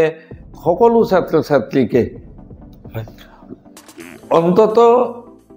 পঞ্চম বা ষষ্ঠ শ্ৰেণীৰ পৰা সকলো ছাত্ৰ ছাত্ৰীয়ে ঘৰত যাতে কম্পিউটাৰৰ সুবিধাটো পায় তাৰ বাবে গাৰ্জেনসকল সচেতন হ'লে আমাৰ অসমখনে শিক্ষাৰ ক্ষেত্ৰত দুপে উন্নতি কৰিব পাৰিব বুলি মোৰ বিশ্বাস খুব ধুনীয়া ছাৰ বহুত ধুনীয়া এটা সাৱলীল উত্তৰ আৰু এই উত্তৰটোৰ দ্বাৰা অকল ছাৰে এজন আইডিয়েল ফাদাৰে নহয় গোটেই ছ'চাইটিখনকে আইডিয়েল কৰাৰ এটা মনোভাৱ প্ৰকাশ কৰিছে আৰু সঁচাই গ্ৰেট এইটো মোৰ মানসপটত চুই যোৱা এটি উত্তৰ হয় ছাৰ আহি মই মোৰ মনৰ কথাটো আপোনাক সুধিবলৈ লৈছোঁ যিটো জ্ঞান বাৰ্তা হিচাপে আমি সংকলিত কৰিবলৈ কাৰণে চেষ্টা কৰোঁ যে এজন মানুহৰ জীৱনৰ এটা মূল মন্ত্ৰ থাকে আৰু গোটেই জীৱনজোৰা অভিজ্ঞতাৰে তেখেতে নিৰ্দিষ্ট এটা ট্ৰেকত বা নিৰ্দিষ্ট এটা মটৰে জীৱনটো আগবাঢ়ে গতিকে মই জানিব বিচাৰোঁ আপোনাৰ জীৱনৰ সেই মূল মন্ত্ৰটো কি আছিলে যিটো মূল মন্ত্ৰই আজি আপোনাক এদিনো স্কুললৈ নোযোৱা এগৰাকী মাতৃৰ এগৰাকী পিতৃৰ সন্তানেটিক আজি এখন মহাবিদ্যালয়ৰ অধ্যক্ষৰ পদত অলংকৃত কৰাৰ কাৰণে সমৰ্থবান কৰি তুলিলে এতিয়া বহুত মানুহে কয় বোলে আপুনি ভেঞ্চাৰত বহুত ত্যাগ কৰিলে কিন্তু মই ভাবোঁ মই কোনো ধৰণৰ ত্যাগ কৰা নাই কিয়নো মই যেতিয়ালৈকে ভেঞ্চাৰত আছোঁ মোৰ মা দেউতাই মোক খুৱাইছে বোৱাইছে ভেঞ্চাৰ পিৰিয়ডলৈকে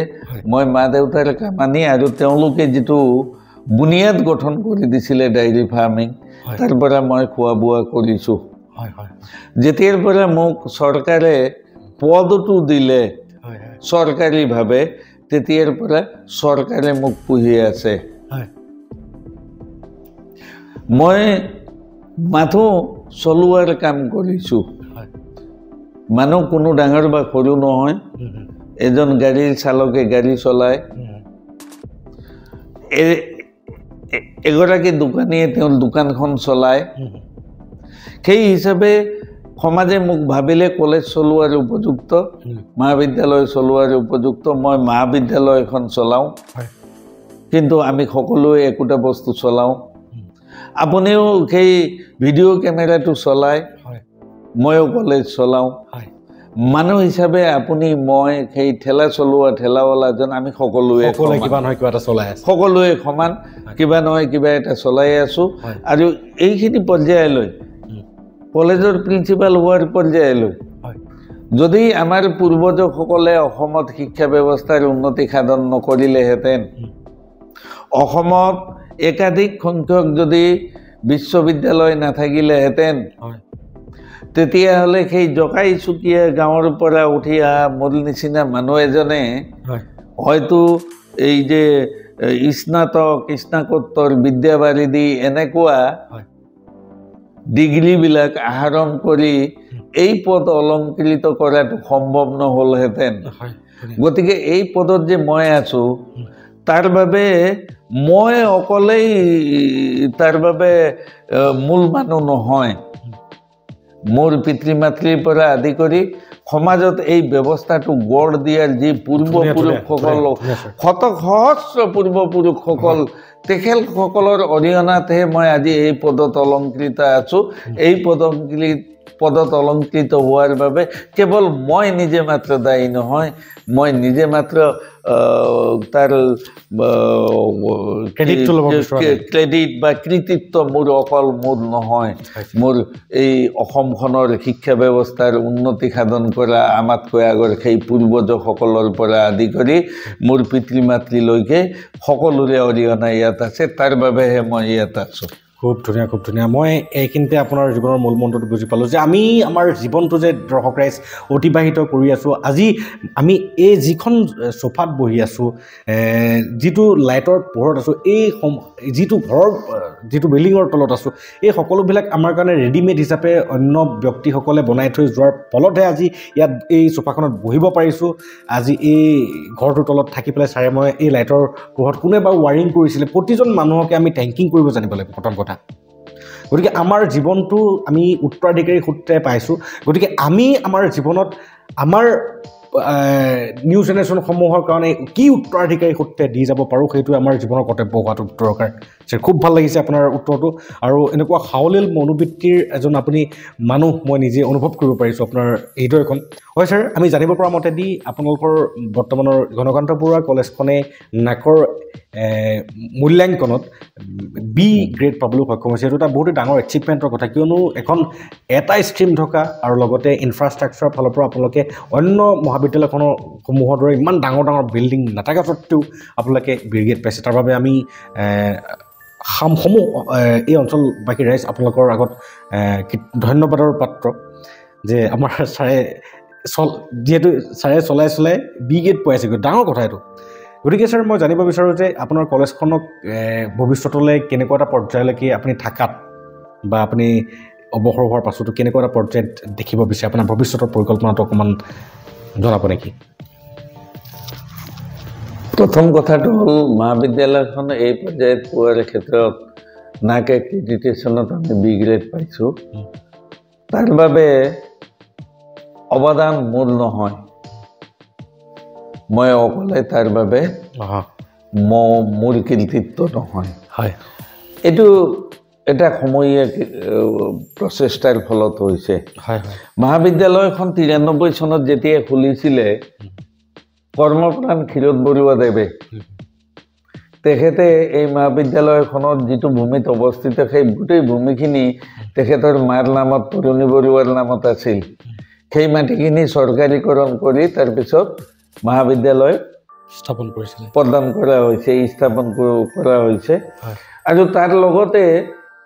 কি হয় প্ৰথম অৱস্থাত যেতিয়া মহাবিদ্যালয়খন চলিছিল মহাবিদ্যালয়খনতো প্ৰভিন্সিয়েলাইজড কলেজ মৰিগাঁও কলেজ বা জাগিৰোড কলেজ তেতিয়া জাগিৰোড কলেজ কপিলী আঞ্চলিক মহাবিদ্যালয় আছে এই কলেজসমূহতকৈ বেছি পৰিমাণৰ ফিজ কেতিয়া ওলোৱা হোৱা নাই আমাৰ মহাবিদ্যালয়ৰ যিটো গোটেই কালত আৰম্ভণিৰ পৰা এতিয়ালৈকে কোনো অন্য মহাবিদ্যালয়তকৈ বেছিকৈ ছাত্ৰ ছাত্ৰীসকলৰ পৰা মাচুল আহৰণ কৰা হোৱা নাই প্ৰথম অৱস্থাত প্ৰথমবাৰ গোটেই মহাবিদ্যালয়ৰ যিটো একচালিয়া ঘৰটো বনাই গোটেই ডেস্ক বেঞ্চখিনি গোটেইটো তেতিয়া ক্ষীৰোদদাই অকলে কিনি দিছিলে আৰু তেতিয়া তেখেতৰ এটা চিনেমা হল এতিয়াও আছে টকিজখন তৰুণ টকিজ বুলি সেইখনত ভাল চিনেমা চলিলে মৰিগাঁও টাউনত আছে এতিয়া বৰ্তমান বাৰু চিনেমা নচলে বোধহয় সেই তাত ভাল চিনেমা চলিলে তেতিয়া আমাৰ দৰমহাকেইটা হয় যেতিয়া প্ৰথম অৱস্থাত ভেঞ্চাৰ কাল সেই তেনেকৈ 5 বছৰমান কাল তেখেতে এই যে ভেঞ্চাৰ পিৰিয়ডৰ যিটো চেলাৰী আদি দিলে আৰু তেনেকৈ আগবঢ়াই নিলে আৰু তাৰ পিছতো এইটো সাহসটো বহুত এটা ডাঙৰ সাহস কিন্তু দেই তেখেতক কৰ্মপ্ৰাণ ক্ষীৰোদ বৰুৱাই সেয়া কৰিলে তাৰপিছত আমি তেখেতৰ যোগ্য পত্নী জুঞ্জুনালী বৰুৱা বাইদেৱে কলেজখনক আমাক সেই একে মৰমেৰে চোৱা চিতা কৰি থাকিল আৰু তাৰ লগতে আমাৰ চৰকাৰৰ সহযোগিতা আমি পালোঁ আৰু হিমন্ত বিশ্ব শৰ্মা আমাৰ মাননীয় মুখ্যমন্ত্ৰী হিমন্ত বিশ্ব শৰ্মা দেৱৰ তেতিয়া শিক্ষামন্ত্ৰী থাকোঁতে তেখেতৰ সহযোগত 2013 চনত আমাৰ মহাবিদ্যালয়খন 1113ৰ পৰা প্ৰভিন্সিয়েলাইজ হ'ল তাৰপিছত এতিয়া বৰ্তমান কালত বৰ্তমানৰ চৰকাৰৰ সহযোগিতাত আমি লাইব্ৰেৰী ঘৰ এখন পাইছোঁ চৰকাৰে বনোৱাই দি আছে আৰু ইয়াৰ লগতে 5 কোটি টকাৰ সেই লাইব্ৰেৰী ঘৰৰ ওপৰত আৰু আমি ইয়াত য'ত বহি কথা পাতি আছোঁ তাৰ ওপৰতো ছাদ লগাবলৈ বাকী আছে কামখিনি বাকী আছে সেইখিনি চৰকাৰে কৰোৱাই দিব এইবাৰ গতিকে এই আৰু লগতে নাক এক্ৰিডিটেশ্যনৰ সময়ত যিখিনি ৰাইজে মৰিগাঁওবাসী ৰাইজে যিখিনি সহায় কৰিলে এই সকলোখিনি মিলিহে কৃতিত্ব এইটো বিষ্ণু উপাধ্যায়ৰ অকল কৃতিত্ব কেতিয়াও হ'ব নোৱাৰে নহয় এইটো আমাৰ চৰকাৰ প্ৰতিষ্ঠাতাসকল মোৰ লগত একেলগে দুখে বেজাৰে বেদনা সহ্য কৰি কাম কৰি থকা সময়ে সময়ে এই খকা খুন্দাকৈ থাকি হ'লেও মোৰ লগত সকলোৱে যিখিনি কষ্ট কৰি আছে বহু সংখ্যকে কৰি গ'ল কিছু সংখ্যকে আমাৰ মাজত নাই বৰ্তমান কালত সেই সকলোৰে সহযোগতেহে আমি মহাবিদ্যালয়খন এই পৰ্যায়লৈ আনিছোঁ আৰু ইয়াক ভৱিষ্যত প্ৰজন্মৰ কাৰণে অত্যাধুনিক মহাবিদ্যালয় হিচাপে যদি আমি পাৰোঁ ডিজিটেল লাইব্ৰেৰী কৰোঁ অল দ্য গোটেই ক্লাছৰুমখিনি আমি স্মাৰ্ট ক্লাছৰুম বনাওঁ সেই অনুসাৰে আমাৰ শিক্ষকসকলকো ডিজিটাইজ টিচাৰ হিচাপে মই পাওঁ আৰু ছাত্ৰ ছাত্ৰীসকলকো বিশ্বৰ দৰবাৰত ভাৰতবৰ্ষৰ প্ৰতিযোগিতামূলক অৱস্থাসমূহত আমাৰ ছাত্ৰ ছাত্ৰীসকল যাতে পিছ পৰি নাথাকে তাৰ বাবে যিখিনি আহিলা আহৰণ কৰিব লাগে অন্তত সেইখিনি আহৰণ কৰি থৈ যাব পাৰোঁ তাৰ বাবে মই সদায় প্ৰচেষ্টা চলাই গৈ থাকিম খুব ধুনীয়া ছাৰ বহুত মানে ভাল লাগিলে আপোনাৰ উত্তৰটো মই মৰিগাঁও অঞ্চলবাসীৰ ৰাইজ তথা আমাৰ GKB এই কলেজত খণ্ডকান্ত বৰুৱা কলেজৰ অধ্যয়ন কৰি থকা প্ৰতিজন ছাত্ৰ ছাত্ৰীক তথা তেওঁলোকৰ অভিভাৱকসকলকো ক'ব বিচাৰোঁ যে আপোনালোক ভাগ্যৱান যে এজন এনেকুৱা মুৰব্বী পাইছে যিজন মুৰব্বীয়ে 2004 চনৰ পৰা বৰ্তমান 2025লৈকে প্ৰায় 21 বছৰ এটা সুদীৰ্ঘকাল প্ৰিন্সিপাল হিচাপে এই অনুষ্ঠানটোক নেতৃত্ব প্ৰদান কৰি পেলাই তেখেতৰ পাৰদৰ্শিতাৰে আগবঢ়াই আজি এনেকুৱা এটা অৱস্থাত পোৱাইছেহি আৰু তেখেতে সেই কৃতিত্বসমূহ সকলোকে বিলাই দিছে কেৱল নিজৰ বাবে আত্মকেন্দ্ৰিক মনোবৃত্তিৰ বা মই কৰিছোঁ বুলি মই বৰ স্বভাৱৰ ব্যক্তি নহয় গতিকে সেই তেনেকুৱা এজন ব্যক্তিক আপোনালোকে যদিহে আৰু সঁহাৰি জনায় তেতিয়াহ'লে আশা কৰোঁ ভৱিষ্যতলৈ আমাৰ এই কলেজখনে B+ B++ বা A+ গ্ৰেডলৈকে যাতে যাওক A++ গ্ৰেডলৈকে যাওক আৰু আশা কৰোঁ এই অনুষ্ঠানটো আপুনি ইতিমধ্যে কৈছে চৰকাৰে এই বিল্ডিংটোৰ ওপৰত আৰু ছাদ দিব বা 5 কোটি টকাৰ এটা স্কিম বহুত ধন্যবাদ জনাইছোঁ আমাৰ মাননীয় মুখ্যমন্ত্ৰী ডাঙৰীয়াকো যে এই কলেজখনৰ কাৰণে এনেকুৱা কিছুমান ফাণ্ড দিছে আৰু আশা কৰোঁ এই কলেজখন বৰ্তমান এটা ষ্ট্ৰীম আছে ইন ফিউচাৰলৈ আপোনালোকে আৰু ছায়েন্সো ইণ্ট্ৰডিউচ কৰোৱাক বা কমাৰ্চো ইণ্ট্ৰডিউচ কৰক প্ৰতিটো প্ৰতিটো ষ্ট্ৰীমে যেতিয়া আমাৰ এই কলেজখনত হয় আৰু এই ক্ষেত্ৰত আমাৰ অঞ্চলবাসীৰ ৰাইজ তথা মৰিগাঁওবাসীৰ ৰাইজৰ সহায় সহযোগিতা লাগিব গতিকে ইয়াত এনৰোলমেণ্টৰ সংখ্যাও বৃদ্ধি পাব লাগিব গতানুগতিক মানদণ্ডতকৈ গতিকে অঞ্চলবাসীৰ ৰাইজক আমি এইটো ক'ব বিচাৰোঁ যে এনেকুৱা মানে আমি কাক বুজিব লাগে আৰু আমি কাক বুজি আছোঁ আমি কাক পুজিব লাগে কাক পুজি আছোঁ আমি পুজিব লাগে এই মহানুভৱ ব্যক্তিসকলক যিসকলে তেওঁলোকৰ জীৱনৰ গোটেই জীৱনটো কৰ্ম গো পালনৰ পৰা আদি কৰি পথাৰত গৈ তেখেতে ঠেলা চলোৱা কথাও কৈছিলে যে ঘাঁহ কঢ়িয়াওঁতে তেনেকুৱাভাৱে গৈ গৈ আজি তেখেতে মাটিৰ লগত জীওৱা মানুহ এজন গতিকে মাটিৰ লগত জীয়াই আজি তেখেতে গোটেই জীৱনৰ পৰিক্ৰমাৰ পৰা সকলোকে নিজৰ জীৱনৰ অভিজ্ঞতা কিছুমানক দিবলৈ কাৰণে চেষ্টা কৰিছে গতিকে এই অভিজ্ঞতাসমূহ পি যাওক কেৱল শুনি অন্তৰত ধ্যান কৰি যাওক নিশ্চয় আপোনাৰ জীৱনটো ফলপ্ৰসূ হ'ব খুব ভাল লাগিলে আপোনাৰ লগত কথা বতৰা পাতি আৰু মই আশা কৰিছোঁ আজি আপোনাৰ জীৱন দৰ্শনৰ পৰা আমাৰ নৱপ্ৰজন্মই নিশ্চয় কিবা এটা শিকিবলৈ পাব ছাৰ ধন্যবাদ ইয়াৰ লগতে আমাক ঐতিহ্যমণ্ডিত মহাবিদ্যালয় হিচাপে গঢ় দিয়াৰ ক্ষেত্ৰত আমাৰ মহাবিদ্যালয়ৰে এলামনাই নাৰায়ণ কোঁৱৰৰ যিটো ৰিজাল্ট নাৰায়ণ কোঁৱৰে যিটো নিজাববীয়াকৈ চেষ্টা কৰিলে আৰু নিজৰ কষ্ট আৰু নিজৰ সাধাৰণাৰ বলত IAS পালে নাৰায়ণ কোঁৱৰে যাৰ ফলস্বৰূপে আমি মহাবিদ্যালয়খনে ভেঞ্চাৰ অৱস্থাতে IAS এগৰাকী উলিয়াই দিব পৰা মহাবিদ্যালয় হিচাপে পৰিগণিত হ'লোঁ গতিকে ইয়াত কেৱল অন্যখিনিয়ে নহয় এনেধৰণৰ বহু সংখ্যক ছাত্ৰ ছাত্ৰী আছে সেই ছাত্ৰ ছাত্ৰীসকলৰ ইয়াত যথেষ্ট অৱদান আছে প্ৰথম অৱস্থাত আমি একোৱে দিব পৰা নাই বহিবলৈ ভাল বেঞ্চ দিব পৰা নাই তৰ্জাৰ বেৰা আছিল সেই সকলোবিলাক থকাৰ পিছতো আমাৰ মহাবিদ্যালয়ত আহি সেই অভাৱ অসুবিধাৰ মাজতে নিজৰ প্ৰচেষ্টাৰ বলত আগবাঢ়ি যোৱা সেই ছাত্ৰ ছাত্ৰীসকলো